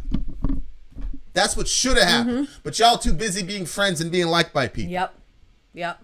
What Kyle's leaving out there, unfortunately, and this is a sin that he's committing, and he's doing this on purpose. He's pretending like I just started to tell that story again for no reason. He's leaving out the part that Anna Kasparian blackmailed me. Correct. You know what, Jimmy? You're right. I didn't. Okay. That was surprising. Hold on. I got to address this. Maybe because Jimmy isn't being honest with his version of the story. Why isn't that an option? Thank you, Grip 1700. Good argument. The reason why that's not an option for me is because Anna has been a proven liar. She lied about Aaron Mate, and she then published a doctored video of Aaron Mate, and when she was corrected, refused to admit that she was wrong. Then, when it came out that she lied explicitly, her and Jenk, instead of saying we lied, they took down the video and didn't comment on why they took down the video. They took it down because they explicitly lied and didn't want to expose themselves to libel. Mm-hmm. Jimmy Dore has never been proven to be a liar. Right. And the video that you showed before, I don't think it was in this one, where they were commenting and it was going about Anna's, I think her butt, I don't really know. And then Jimmy was like clearly uncomfortable with it. Correct. So it's like, well, I mean, just looking at that video. Correct. Correct. And look, a sexual harasser is going to have multiple people come out of the woodwork. I worked for, 10 years being the only black guy in a white context with a bunch of women, had bunches of women in my office for years. Not a single one of them ever put out one of those claims against me. Yep. So the same thing with Jimmy. So that's the reason I believe Jimmy over Anna, because Anna is a proven liar and she's also a proven misogynist. That's clear. Pause and reflect on that. I didn't make a point of saying, yeah, she's threatening you and she's trying to muzzle you, and that's not okay. I should have done that. I should have stopped. I should have made that point. Hold on. Committing. And he's doing this on purpose. He's pretending like I just started to tell that story again for no reason. He's leaving out the part that Anna Kasparian blackmailed me. You know what, Jimmy? You're right. I didn't pause and reflect on that. I didn't make a point of saying, yeah, she's threatening you and she's trying to muzzle you, and that's not okay. I should have done that. I should have stopped. I should have made that point. I should have been more forthright with that. All I did was put your segment on the screen where you could see the tweet, and everybody saw that she was reaching out to you to say, hey, stop talking or else. But no, you're right. There's no excuse. I should have brought that up, and I apologize for not bringing that up. You're right, and I think that's a fair description of events. I do. I will say, though, it's interesting because yet again in this clip, he goes back and forth from basically saying I'm an honest person to saying I'm doing something misleading, quote, on purpose. At the beginning of the segment, when I say you're not a sex pest, you're not a criminal, this isn't a Me Too thing, it's, well, thank you for admitting that. I appreciate it. But then when I have a criticism of you, it's, I'm being misleading on purpose. Or when I left something out, oh, you're leaving that out on purpose. I mean, I don't understand. You left out a... Okay. Is this serious? What is happening? Okay. Even the most charitable answer, how could you explain this? Okay. Here's what I'll say about this guy. He's obviously under a lot of emotional duress because this is really hard for him. Mm-hmm.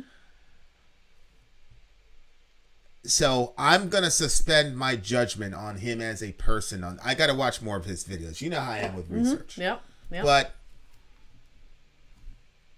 you're acting as if it was a slight oversight. Here's one of the rules that I have when I'm talking to a person in a conflict. If a space alien was in the room who was not familiar with the backstory of either one, would my recounting of the events give us a whole picture of what happened?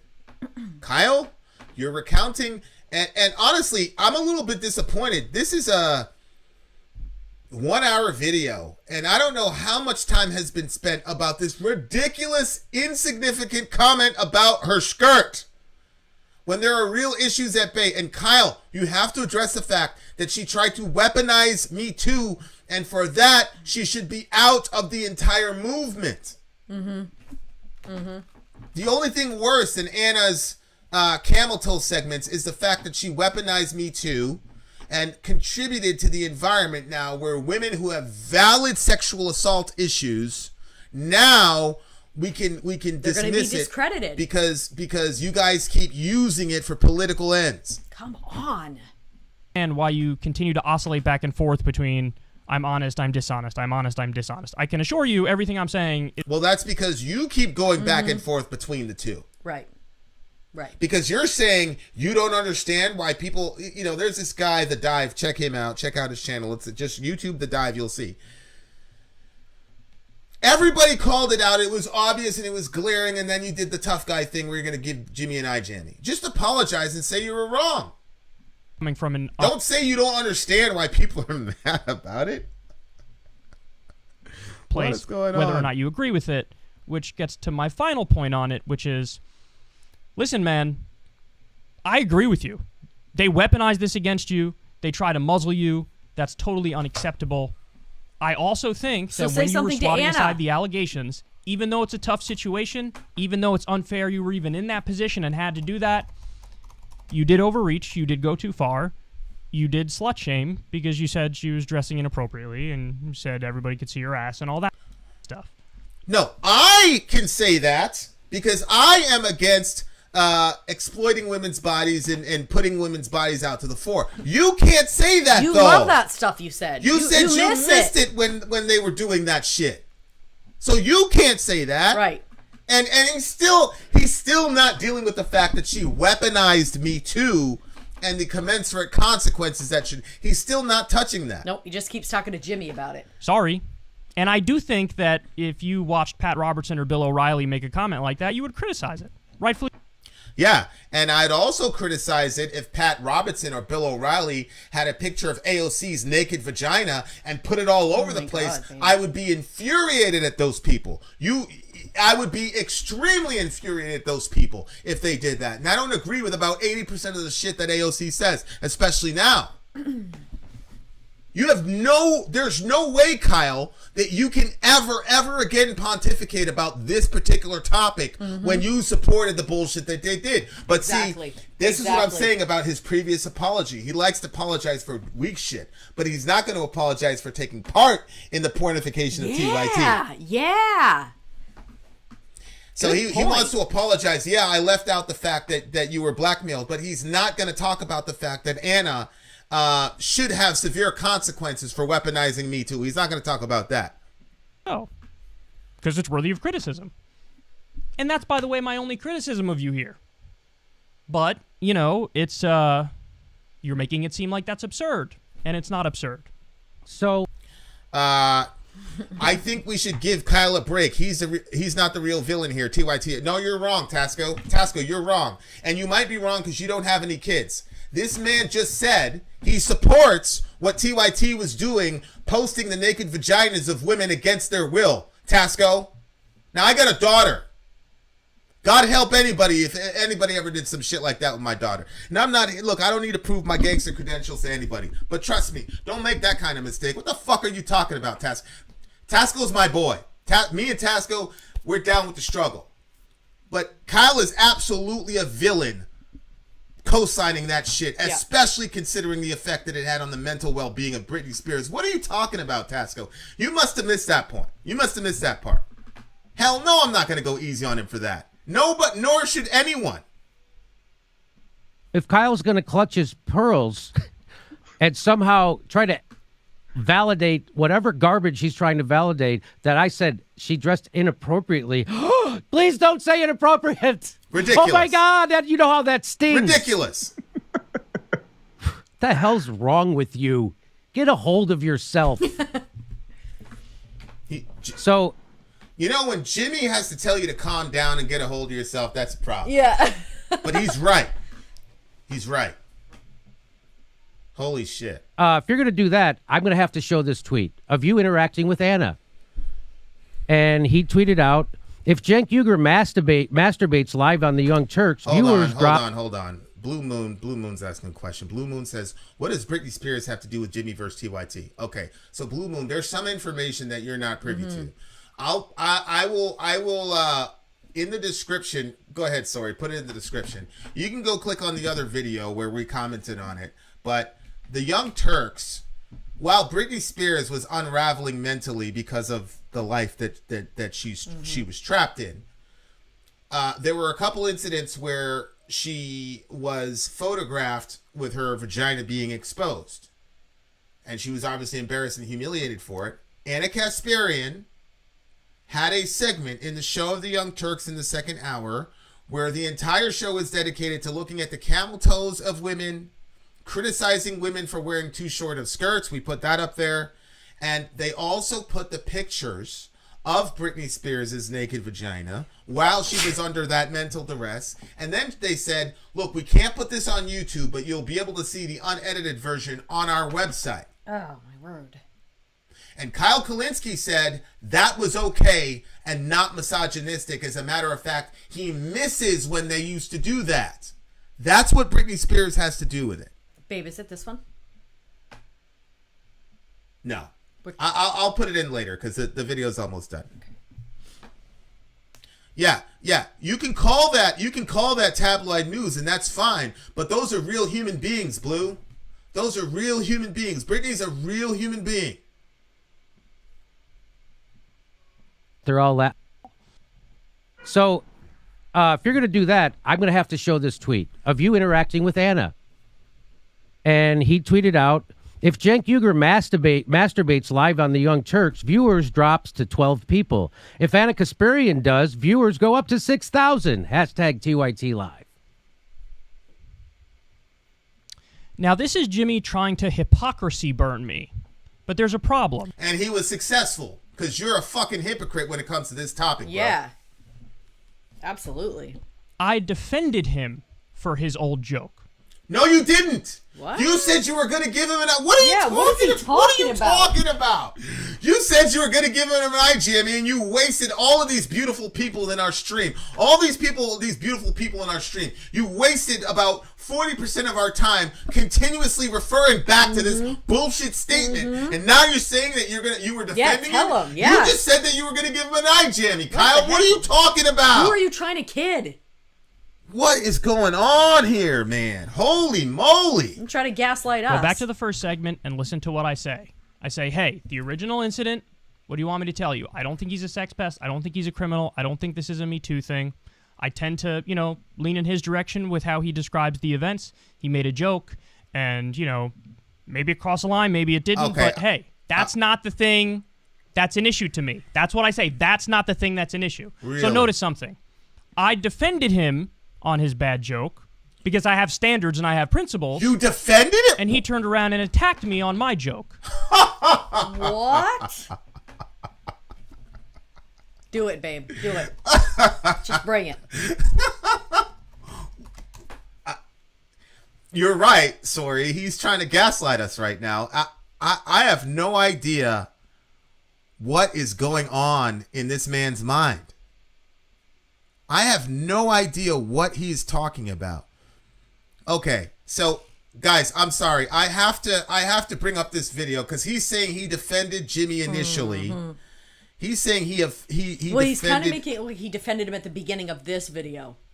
No, because he said, and then he came after me. This is how he treats me with my joke. So that video was just shot like 2 days ago. I mean, so we have to watch the segment where he was talking about it because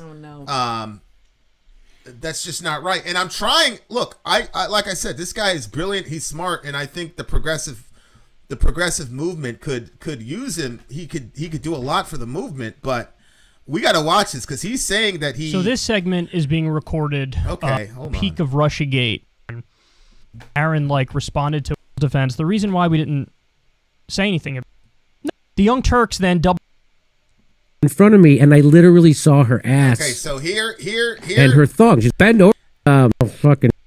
With the original incident that Jimmy's talking about there. Now, to be fair, Jimmy says, "Hey, it was a bad joke."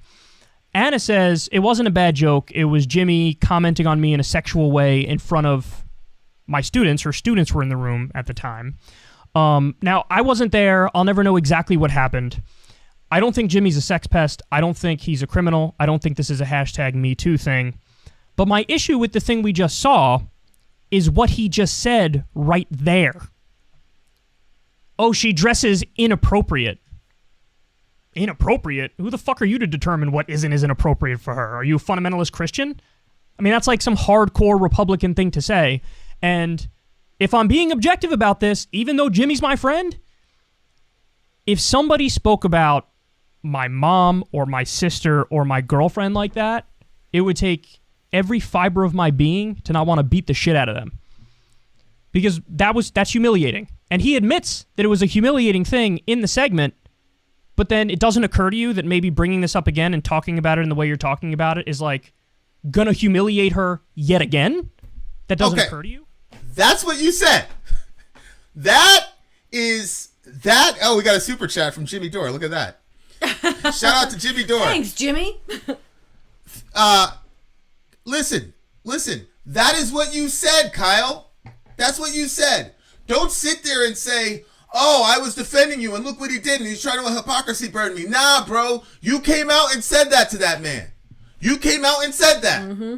And like I said, Sori saw the clip. Anna's call attention to her body. Jimmy looks away. I don't know if that's a real Jimmy Dore, and I don't care if it's a real Jimmy Dore in my chat. This has nothing to do with people. This has to do with the Syrian people and the Me Too movement. That's my concern. Mm-hmm. So I don't understand why you would say something like that when we have the video of you threatening to punch Jimmy in the face if somebody talked to your people like that, which we all know you would not. You wouldn't do that. And you made that explicit when you wouldn't even take him on your show to ask a question. We've seen Jimmy in action, okay? What's the guy's name? Alex Jones? Yeah. That evil motherfucker? Yes, Fuck that's Alex right. Jones. He spit on him. Yeah, I've seen Jimmy in action, and I have also seen you say that you were too afraid to bring up the topic, okay? So miss me with that. Holy shit. So I just watched Aaron Mate. All right, and, so now we're going back to took a clip wrong. Done anything wrong on Syria? To Kyle rewriting history. Can you believe this shit? Can you believe this? Unbelievable. Now this is Jimmy trying to hypocrisy burn me, but there's a problem.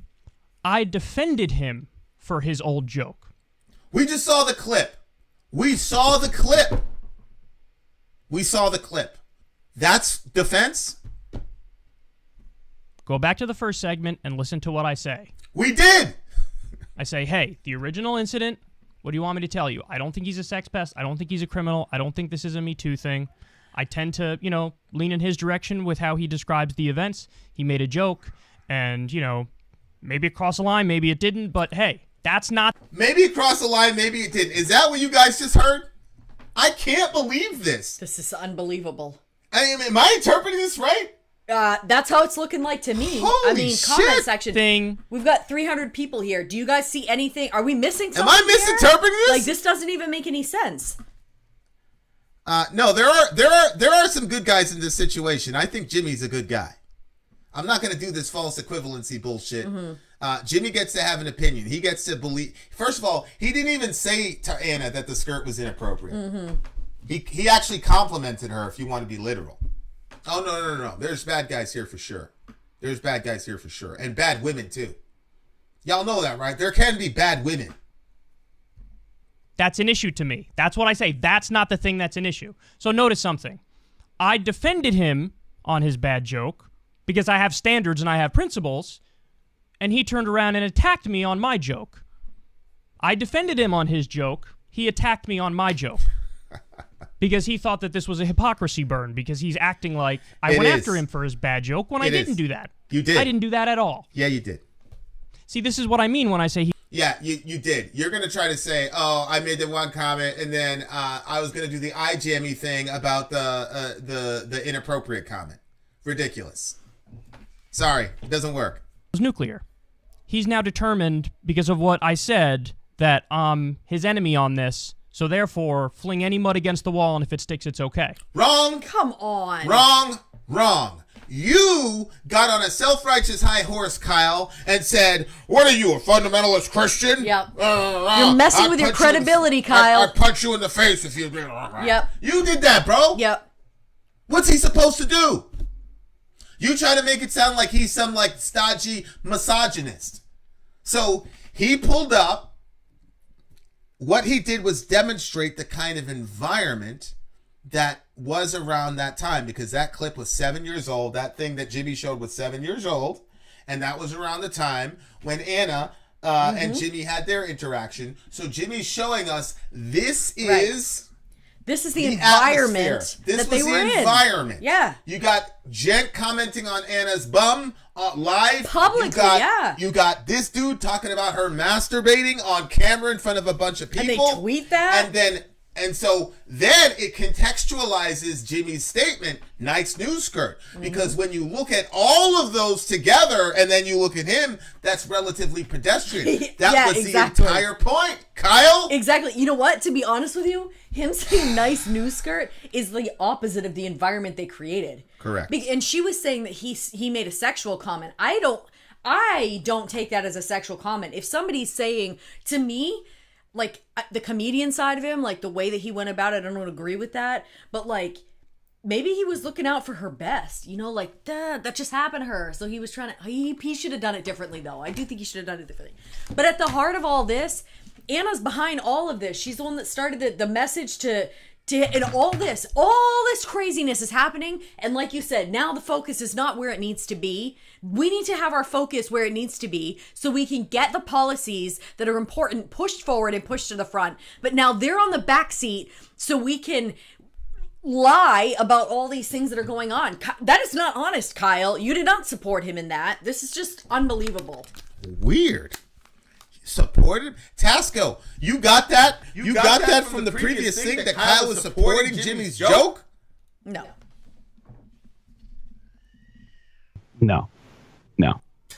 Down, please. No, that was well timed. Yeah, well timed. I think we're at the 6-minute mark. Thank you guys for hanging out with us. Doing something misleading. Quote on purpose.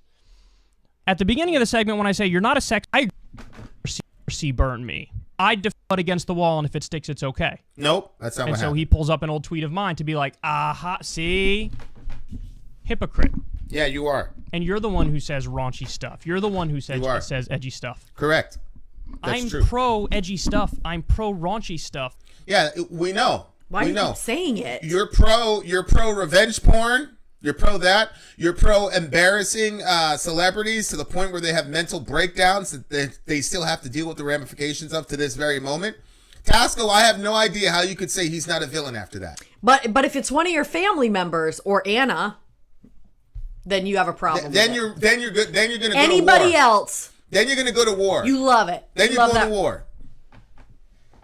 I'm pro fun. I'm pro joke. I never said otherwise. I'm massively politically incorrect. So are you. And you know what? I love that about you, buddy. I love that about you. But don't try to do this silly hypocrisy burning. Well, then it's politically incorrect to say a skirt is inappropriate. Yeah, so what's the problem?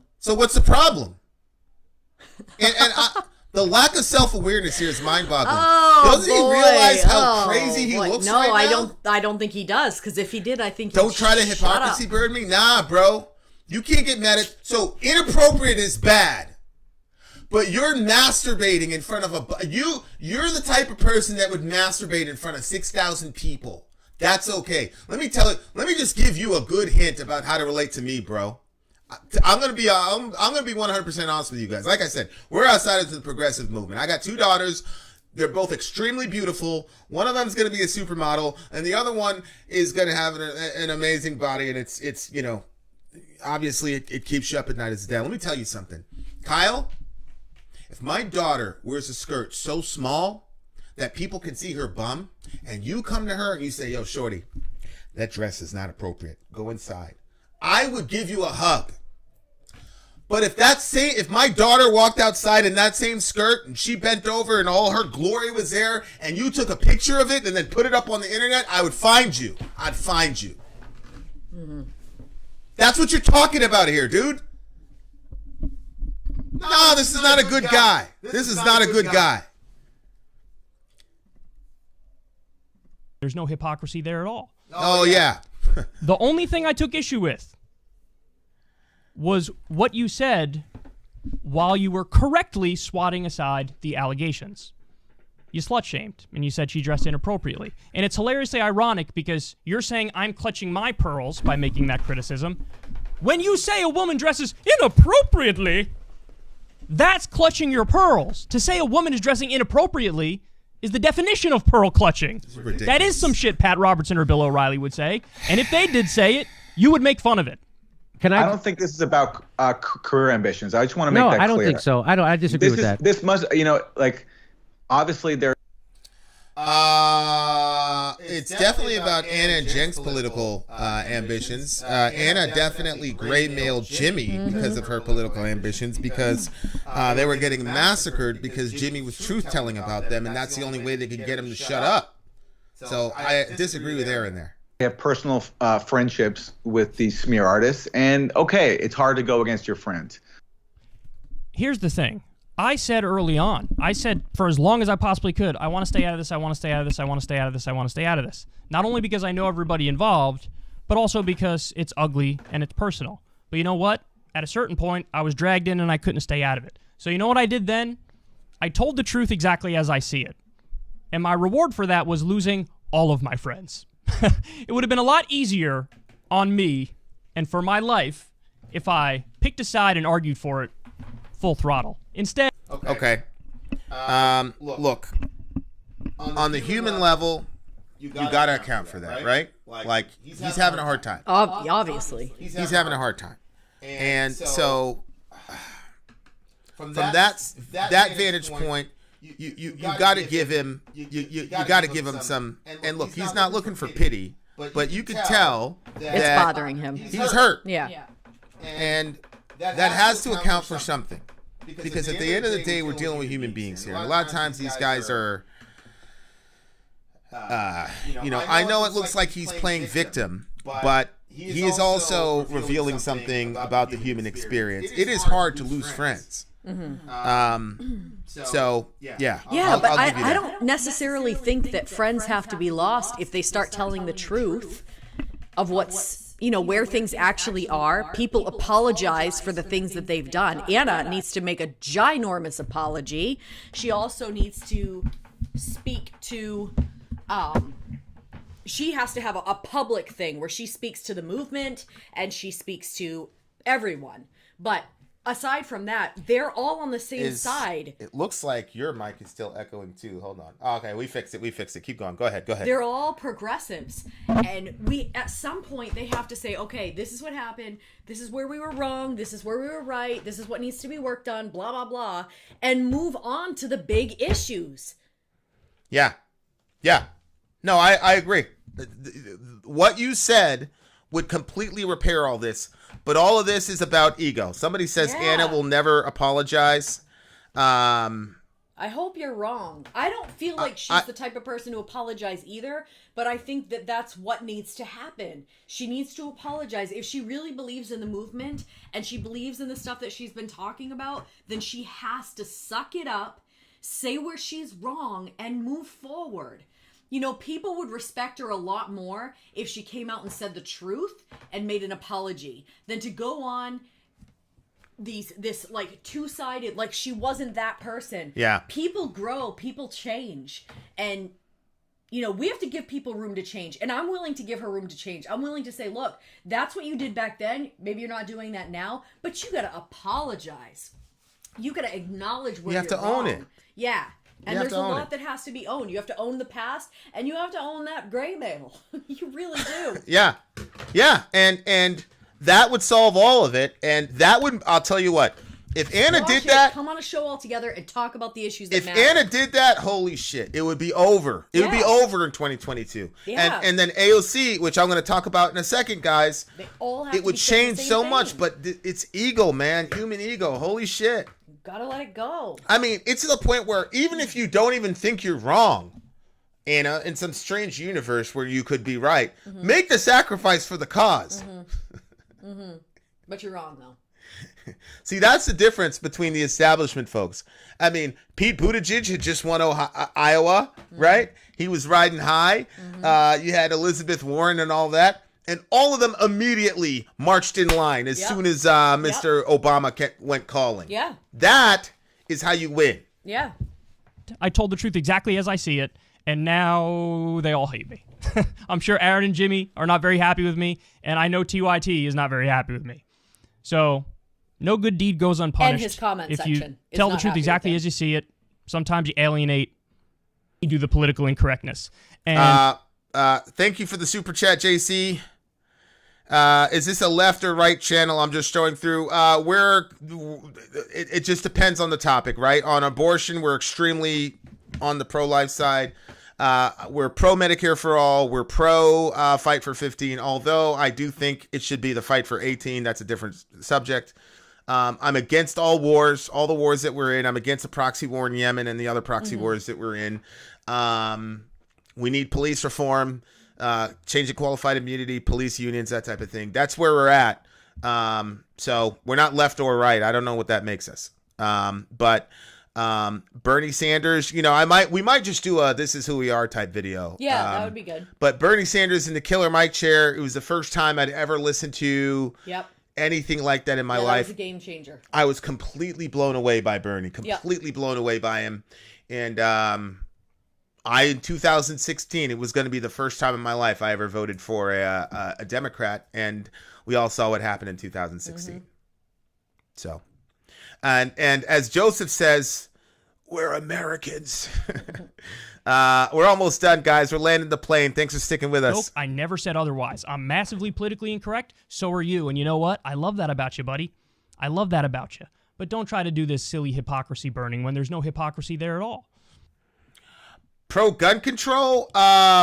If I thought that gun control, if I thought that somebody had a viable gun control ideology, like for example, if you told me that there was a magic fairy that would disappear all guns from the United States of America tomorrow, I would do it immediately. I wouldn't have a vote on it or anything. I'd say, "Yep, do it."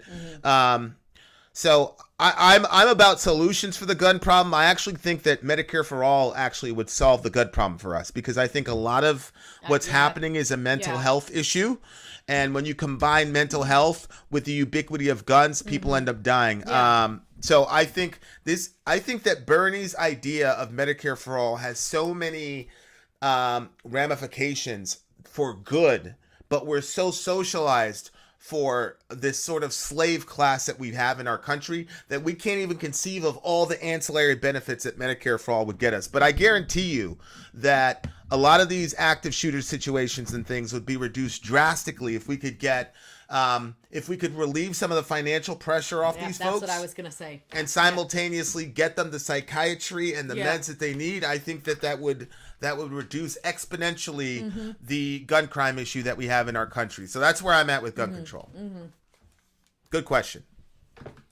The only thing I took issue with was what you said while you were correctly swatting aside the allegations. You slut-shamed, and you said she dressed inappropriately. And it's hilariously ironic because you're saying I'm clutching my pearls by making that criticism. When you say a woman dresses inappropriately, that's clutching your pearls. To say a woman is dressing inappropriately is the definition of pearl clutching. That is some shit Pat Robertson or Bill O'Reilly would say. And if they did say it, you would make fun of it. I don't think this is about career ambitions. I just want to make that clear. No, I don't think so. I disagree with that. This must, of my friends. It would have been a lot easier on me and for my life if I picked a side and argued for it full throttle. Instead, I told the truth exactly as I see it, and now they all hate me. I'm sure Aaron and Jimmy are not very happy with me, and I know TYT is not very happy with me. So, no good deed goes unpunished. If you tell the truth exactly as you see it, sometimes you alienate everybody. That's exactly what happened with me. And by the way, to that first part, they say, oh, listen, this isn't a careerist ambition thing. He's not serving the establishment. The reason they said that, and thank you guys, I appreciate that, sincerely.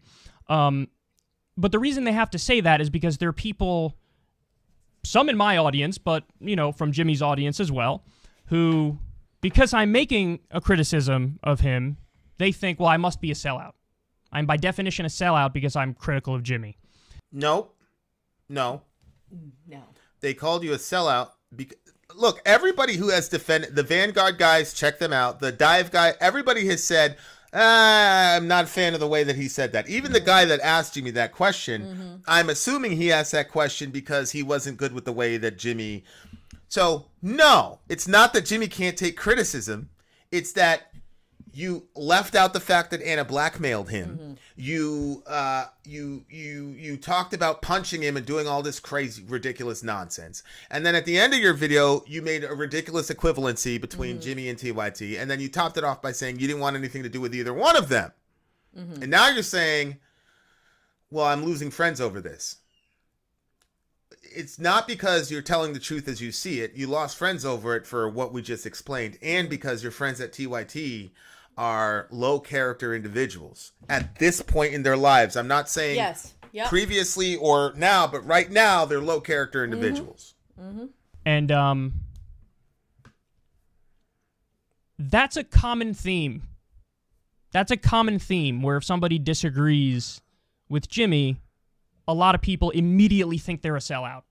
And they think there are very few, maybe no, good faith critics of Jimmy. To be fair to Jimmy and Aaron, they are not saying that. They're saying quite the opposite. They're saying he's not, an establishment suck-up or a careerist. But now... So why even say that? Yeah. Why even say that then? Because it seems to me you're trying to land the plane and say, this is only because I'm criticizing Jimmy, and now he's shifting it. Now I know where he's going to go. He's going to shift it to Jimmy's fans. It's Jimmy's fans that are acting like he can't be criticized, and this is happening because I had the audacity to criticize Jimmy. No, because almost everybody criticized Jimmy. Yeah. This is about what you did, and now you're rewriting history. That's the problem people have with you, bro. People who think I am, because I'm critical of Jimmy in certain ways on this story, very limited ways, by the way, but enough for them to think I'm a sellout or a careerist. Yeah, but bro, you've been talking for an hour and you have yet to rebuke Anna for using Me Too, weaponize. You even played the clip where Jimmy said, "Why didn't you call her out for weaponizing Me Too?" Where are you, Crystal Ball? Where are any of you? Right. They need to be speaking. That's the issue. How is Anna just... And look, here's what I mean, okay? I believe that Anna is under some serious issues mental health-wise, and I think she needs a break, okay? So, however you guys do that, I don't know if you call her, Crystal, and say, look, I gotta address this. You crossed the line. I love you, sis. We gotta address this. Take a break. We love you. We'll have you on the show, blah, blah, blah, but we cannot let this go undone because we cannot have another Anna Kasparian do some shit like this in our movement. I mean, if you want to get mega conspiratorial, listen, progressives, if you guys don't figure this Me Too shit out, if you don't figure this out, we saw what the establishment Democrats did in Iowa. Y'all remember how they literally stole Iowa in your face. Who on the planet, there's 8 billion people on the planet, 328 million people in America. Who in America believes that Pete Buttigieg was anywhere near Bernie Sanders for votes? That is the establishment that you're dealing with. They're willing to do that in your face. Yeah. So if you guys don't create certain policies and procedures, all I have to do if I'm an establishment hack is once we get a real progressive who has a chance at winning, all we have to do is Me Too him. And the guy's done. If you don't figure out a way to deal with this concept of how are we going to handle false Me Too accusations in the progressive space? You see? You got to think bigger than just this little conflict. Whatever. Hilarious. I literally have zero ambitions and I want to keep doing my show exactly as it is. You would have preferred that he came out and said what was actually happening and put a stop to the smears. That's really what his announcement should have been. All he had to do was, it's awfully fucked up what Anna and Cenk are doing, and and everybody knows it, and that's that. It is a point of agreement. I agree with that. But at least hold on. Wait. I'm a sellout or a careerist or whatever. Wait, what did we say? I literally have zero ambitions, and I want to keep doing my show exactly as it is. You would have preferred that he came out and said what was actually happening and put a stop to the smears. That's really what his announcement should have been. All he had to do was, it's awfully fucked up what Anna and Cenk are doing, and and everybody knows it, and that's that. It is a point of agreement. I agree with that. But at least don't belittle Jimmy and myself for pushing back. And at least don't try to draw a bullshit false equivalency. Because ultimately, that just helps the smear artist. And that's not fair. It's not fair to you or me. And to just, and to the cause of the left in general. It's actually enabling a very toxic thing. So I hope that people will think about that. And I think after this we can. I just want to highlight Kaijin. Kaijin says, sent you a link to Facebook Messenger that could be fun Middle America stuff. By the way, guys, please do that. Please get us show ideas, things like that you guys are interested in. We'll formalize it down the road. But right now, let's just, let's exchange ideas, talk to each other, and all that jazz. We continue. Vaughn, we've said a lot on this, and I think we've made our message clear. And I hope Kyle listens to his audience too, because he got a pretty resounding message from them as well. The mistakes that I will own up to, and I already did in this segment, number one, not stopping and making a very clear point about how they did threaten you with that tweet, and they were effectively trying to muzzle you. And that's wrong. And they shouldn't have done that, and I should have called that out immediately. I apologize for not doing it. I'm doing it right this second, because it was gross. What they did was gross. And I also apologize. Whoa. They didn't do that, though, bro. She did that. They didn't do that. She did that. So that's good that you say that it's gross now, but what is going to happen in the future to prevent this in the progressive space? You're a leader, Kyle. You got to lead us, bro. You got to come together and say, okay, this is how we're going to not let this happen ever again. You got to lead.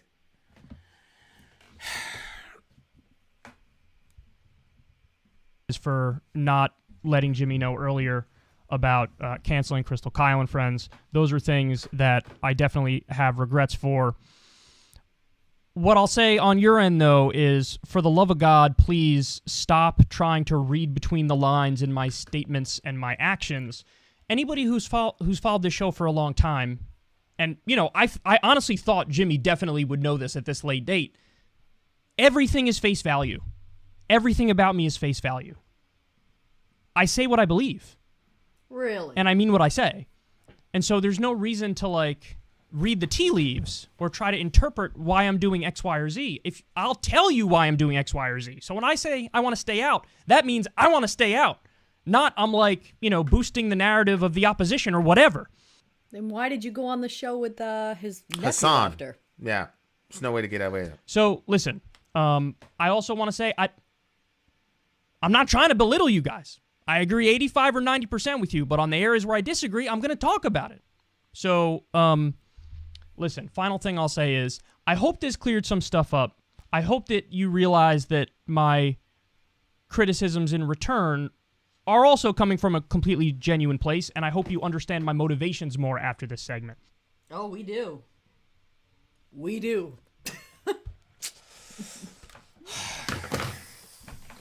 Okay. Now, I used to come home from school and watch the Jerry Springer show. My mom was a nurse, and she'd come later. She didn't want me to watch the show. So she'd come later. Jerry Springer would do his final thoughts. So we'll have, let's see. I think I can make some final.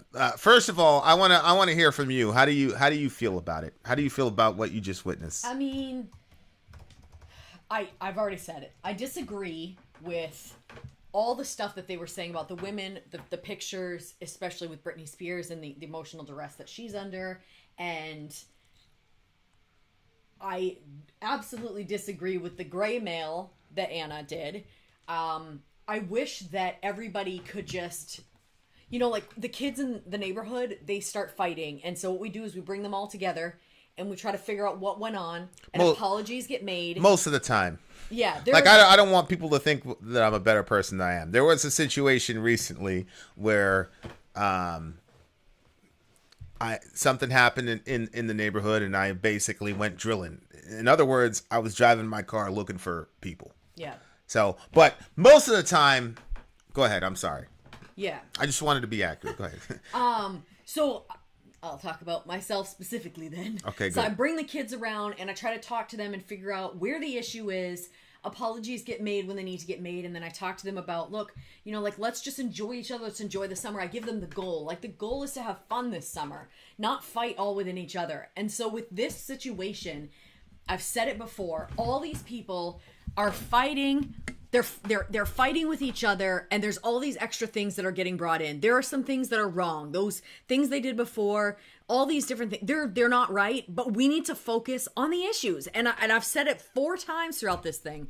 There are massive, major things that we need to focus on and to push this movement forward and to get ready for the next election. And we're getting bogged down on this stuff where it's all this inter-fighting. And I do understand why he used the word drama, because it can seem very dramatic, but there's a lot of things that are in this. You can't lie about people. Apologies need to get made, and we need to move forward beyond this. We can't keep putting on. There's a lot of wasted videos going back and forth about this. Have a meeting with everybody, squash the beef, that means end the fight, and move forward as a unit to push the agenda forward that the progressives have. Again, we're not full progressives, but I mean, my word, your movement is like... Yeah. My takes on this are the person I hold most responsible for this entire brouhaha is not Anna Kasparian, but Bernie Sanders. Listen, I'm being serious. Yeah, I can see how you would go back that far. You do that. I'm being serious. Yeah. Listen. Bernie Sanders, and if you look at Kyle, and it got a little weird, but I understood it because I got emotional too watching it. Kyle would play Bernie Sanders clips of like his commercials, and he would cry. So I'm doing research on this guy. I'm seeing him. I'm looking, and he's doing Bernie Sanders clip, and he was crying, and he was saying he's like everybody's dad or everybody's grandfather, and he was the patriarch of the movement. Yeah. And what I said was... And he had such good history, being a part of that. He had the cachet. He had 40 years. He was preaching the same gospel over and over again. He was getting arrested. My son, I've got a right-wing, crazy Republican son, and he started watching old clips of Middle America. He's like, yo, Bernie Sanders got arrested for us? I'm like, yeah, my guy, he was a real deal. So Bernie was the father of the movement. Yeah. And in 2006, now here's the fatal flaw that I see with progressives, and Bernie's ahead of it, and he's the number one guy. They politicize the personal and they personalize the political. Bernie Sanders, what the Democrats did to Bernie in 2016 was illegal. It was unconstitutional, and he didn't raise a stink about it because he's like, oh, we gotta beat Trump. And then he went and stumped for Hillary, and Hillary turned around as well as the rest of establishment media and blamed Bernie for it. Okay, fool me once, that's on me. Comes again in 2016. Same thing, similar thing happens, only this time it was completely legal. Obama calls, all the people stood, they like good soldiers, Pete Buttigieg, all the rest of them. They all did what they were supposed to do. And instead of the progressives coming together around Bernie and saying, okay, fine, we're going to coalesce around our guy and let's see what happens. Let's do this. They were all fractured. Bernie didn't call for that type of unity.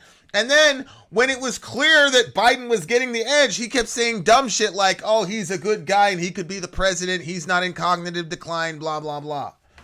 And in the most important run in 2020, where Clyburn gave Biden the nod, Bernie refused to run any negative campaigns about Biden and his racist past and current racism. He wouldn't do it. Why? Because Bernie's looking at this like, I'm not going to do that to advance myself. No, Bernie, you are the representative of millions of Americans. And that's what I was saying in my previous video. You can check it out. I have a 5 reasons Bernie lost or whatever. And this is what happened. He was too nice of a guy. So now do you see, nobody thinks about this, but AOC had a definitive change in strategy in the way that she did everything after the Bernie situation. And nobody talks about that. The progressive movement right now lost their leader in 2020. And nobody's accounting for that. They're rudderless and they're leaderless. Bernie Sanders was not man enough to do what was necessary. And I keep telling you guys, People are going to die over this shit. I mean it. Because these people that are having power, they're not going to give that shit up. So the people that are going to lead this thing have to be ready to die over this shit. But Bernie wasn't. And AOC, I believe in her. I don't like her. I'm not a fan of her. Like I said, I'm a whatever. But what is she supposed to do? Take on Nancy Pelosi, the Democratic establishment, and the media by herself? Right. Yeah, that's... When the guy that inspired her to get into... I'm sure Bernie inspired her to get into politics. He completely genuflected to the establishment. And then she gets a phone call from Obama and says, hey, AOC, let me tell you your future. You're going to be in here for 40 years. You're going to be very loved, and you're not going to accomplish anything like your father, Bernie Sanders. Is that who you want to be? And there's nobody to give this woman a counter narrative. So what do you expect her to do? Right. Now people are saying, what does this have to do with TYT? This trickles down, y'all. Mm-hmm. So now here's the watershed moment. You've got the, what do you call it? Not the fight for force to vote. Force to vote was a moment where Jimmy stood in the gap as the new leader of the progressive movement. That was the moment. And that was the moment that the progressives should have recognized what was happening, coalesced around Jimmy and said, this is the new guy. Yep. And then you call a meeting with AOC and say, okay, we're gonna double up on this shit. We're gonna get your back. You're not gonna be in the wilderness by yourself. Now look, AOC killed force to vote. And for my thesis, to be honest with you, I really don't have an explanation for it, okay? So that's a little bit of a flaw in my argumentation, but we continue. So here's my point. They're rudderless, they're leaderless. There's nobody, okay? And it gets down to the media. Now, TYT is the media. They have nobody to direct them. Jimmy Dore stands in the gap. Everybody should have recognized at the moment, that is our guy, and that's what we're going to do. But because of ego, I believe... The only thing that I can explain, somebody said that in the comment section. That's why we love it when you guys comment, because you guys know so much more about this than we do. We're just coming into this shit. But somebody commented and basically said, if Jimmy Dore, because remember, Jimmy had left TYT like a year prior. If Jimmy would have still been on TYT, or if Anna had come up with the idea, they would all be for it. But because Jimmy left and Jimmy was critical of the Russiagate bullshit, they couldn't coalesce around him. I agree. I think that's true. And there is nobody at the top that can call Cenk and say, what are you doing? Barack Obama can pick up a phone and call CNN, MSNBC, or any politician, and they're going to march in line. There is nobody like that on the progressive side. There is no father figure or mother figure, patriarch, matriarch, older brother. There's nobody that can do that. And you trying to tell me if Bernie Sanders would have never sold out and went down fighting, if Bernie made a phone call or Bernie shot a video and said, stop this bullshit, Anna, you're out because you're blackmailing people. You need to take a seat. Cenk, you're out. We need to do force to vote. Okay, this has been completely different. But now what's happening is this dude abandoned the movement. He abandoned everybody. And I got to tell you, I've been saying this and I'll keep saying it because I believe that's what happened. In 2016, when I got introduced to Bernie Sanders, all I kept hearing about was the millionaires and the billionaires, right? Then he got massively popular, became a millionaire himself. And then the next iteration in 2020, he was talking about how bad the billionaires were. You got comfortable. You're looking at another 20 years on the planet, and you're not trying to fight anymore. And I understand because he's been fighting for 40 years and he's exhausted. I get it. And he's going up against Barack Obama. Really, this was Obama versus Bernie. He's going up against Obama, who has a hell of a lot of energy and is just a much better politician than Bernie is. Bernie is 60 million times a better person than Barack Obama is, but he is nothing like the politician Obama is. He abandoned the movement, and now all you're seeing is a bunch of fighting among kids whose dad just left them. So now we're so blind, we don't even see when the next guy comes in. Jimmy's the next guy. And what was the criticism about Bernie? He's too soft. Too soft. But Jimmy's nuclear. So. But Jimmy's nuclear. He's got, somebody said in the comments section, he's got claws, he's got teeth. That's correct. Yeah. That's correct. Yeah. Jimmy has teeth. And yes, sometimes he does, but he doesn't come across like Cenk. Like correct. Cenk is like there's like a lot of people that were like bullied in high school by the popular person. Cenk to me puts off that energy that he was like the bully, and so I think a lot of people would be like, ugh. But Jimmy doesn't do that. Jimmy kind of makes you feel like, yeah, you know, like let me hear what you have to say, and he kind of makes you feel important. I think. Yeah, and that's what you need. You need somebody that's gonna be like Jimmy. Yeah. 100%. And Jimmy, especially if he's taking over for Bernie, because everybody had that grandfather feel with Bernie. Correct. And Jimmy has been on Tucker Carlson, and he's exposed Tucker Carlson's audience to at least some form of left-wing thinking. And you'd be a fool if you don't believe that some of these people are going to be watching Jimmy on the low, not telling any of their friends, their right-wing friends, and then they're going to hear about Fight for 15, and they know that they're making $11.30 an hour and saying, "Holy shit, this guy's talking about holy shit, student loan debt," and he's bringing people together. He's a little bit acerbic. I get it. But I blame Bernie Sanders for this entire situation. I really do. And I think that, you know, we're missing the big picture. I think this is a very important moment in the progressive movement. And I was super encouraged. I actually, the initial title for this was this title, and then I put, "Is there hope for progressives?" Because in the previous video I said, okay, this version of progressivism is doomed to fail. There's no way. If Cenk and this guy and Jimmy are the main guys, it's over. And then I saw, holy shit, this guy might be apologizing. I'm like, whoa, there's hope for the progressive movement. And then we saw what we just saw. And I'm a lot less hopeful now, and I'm back to my original, okay, this iteration of the progressive movement is dead. And if you're some 11-year-old kid watching this, take notes, because the baton is going to get passed to you, 11-year-old girl, whoever you are, wherever you are. And take notes about, do an autopsy about the death of the first progressive movement in America and figure out what happened and why. And you know what? Jimmy will probably still be around, inshallah. And he can be the older Bernie figure, and maybe Jimmy will calm down a little bit on the stuff. Because Jimmy, you gotta take some notes from Obama. There's a lot of times Obama was pissed off and he came out cool as a cucumber. Because the fact of the matter, in a post-Enlightenment Aristotelian Western environment, if you're calm and you don't have emotions, people take that as you're in control. Yep. Okay? So you just have to understand that part of your game, and you got to fix it. This Kyle Kulinski, to me, is a brilliant dude.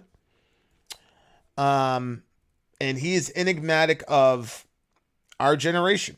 Yeah. The millennial Gen X generation is all this. I want to have fun. I want to change the world, but I don't want to pay any prices.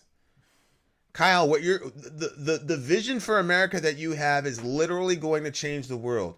You cannot change the world and not pay any prices. And listen, 11-year-old girl. That's part of the problem with the progressive movement, right? There's a lot of talking, but they don't come out when it's time to vote. Yeah. So that's the problem. That's the problem. Yeah. We don't do it. We just have to own up to it. If it's not easy for millennials and Gen Xers, we're just not going to do it. And Kyle, you're talking about changing the fundamental makeup of the planet Earth. And you're talking about doing something that has never been done in human history. Can we do it? Yes, I believe we can. But you're saying you're going to do this without a cost? Listen, we've gone to the belly of the beast where they're murdering babies and chopping them up and all the rest of it. We knew there was going to be a cost to speak against that. We know there's a cost, and our kids are there. We know there's a cost, and you have to be willing to pay it. And losing a couple friends is the least of your worries, bro. If you're going to be in this, you got to be in it all out. Whoever you are, 11-year-old girl who's going to change the world, you got to be willing to die over this shit. Period. Otherwise, it's not going to change. So, Kyle, look, bro. I think this video is going to be worse for him than if he didn't shoot the video. I really do. I don't think. I don't think it helped. I don't think it was very helpful. I don't think it was very helpful. Well, maybe it'll be eye-opening for him. And to this moment, he's still... And, you know, just like how I said that Biden's a genius for letting Kamala take all these bullets, Crystal Ball is also a genius. Because she's still silent about this. But... her and Kyle are very, very close, and she's letting poor Kyle spit out in the wind here. Yeah. She ain't touching this shit with a 10-foot pole. Yeah, I can't respect that. When honestly, you should, Crystal. You should. She should have went out and called out Anna and done what she needed to do. Yep. So, FTW, I know you don't agree that Jimmy's the leader of the progressive movement now. That's fine. I think that you're wrong, and I think that you're, I've been watching your points, and the points that you brought up, to me, don't really deal with the issue directly. The fact that you don't like Jimmy Dore doesn't mean that he's not the leader. Please tell me, FTW, who's got more influence with the American street now on the left more than Jimmy Dore does? I just think it's a complete misreading of our current zeitgeist. I think you should probably rethink that. Okay, guys. And yes, Ismael Lopez is correct. Kyle said that he was speaking for Crystal. So Crystal sent him out there to speak for her, but she's not dealing with the fallout because she's not saying what he's saying. So shout out to Crystal. She always looked like a strong sort of woman to me. But this whole reaction and her not coming out and saying anything is, I don't know. You know how I am with people. I know. And look, I think Nina Turner, she's on some gangster shit. You'll like her. I'll show you some videos. Nina Turner's on some gangster shit. I love Nina Turner. But she doesn't have the type of footprint that Jimmy has. And again, I even gave the Moses and Aaron, metaphor where I said Moses was like the big guy. He was a big leader, but Aaron was the speaker. He was the politician. So whoever the politician is, I don't care who the politician is, but Jimmy is the voice of the people. That's undeniable fact. Just look at the comment sections of everyone who opposes him. That'll tell you. Yeah. Okay. But good strident debate, guys. Good strident debate. Much love to everybody. Thanks for hanging out with us. Thank you guys for hanging out with us. If you're new to the channel, we're not left, we're not right. We're not left wing, we're not right wing. We're just right. Is that the phrase? That's what I always say. If we get enough emails, if you guys want, we'll do a how did we get here politically thing, because we're all over the place. We're a political mess, and we know that. But thank you guys, and thank you for all the information. Shout out to James McClellan. Shout out to Maestro. He was funny as hell. We'll see you guys later. The next episode we're going to do is about Tucker Carlson, and you will see the great DL Beluga, who's my 15-year-old son, who's a hardcore Republican. And if you guys are praying people, please pray for that boy. It'll be an interesting show, that's for sure. Holy shit. Also, shout out to Michelle and all of our mods for doing what you guys do. Thank you guys so much, because that's not an easy job in any way, shape, or form, and so we really, really, really appreciate that. FTW, thank you so much for your interactions. Everybody who commented, thank you guys so much. We'll be seeing you guys again real soon. Love your neighbor. Take care of each other. Middle America. We are the media. Till next time, guys.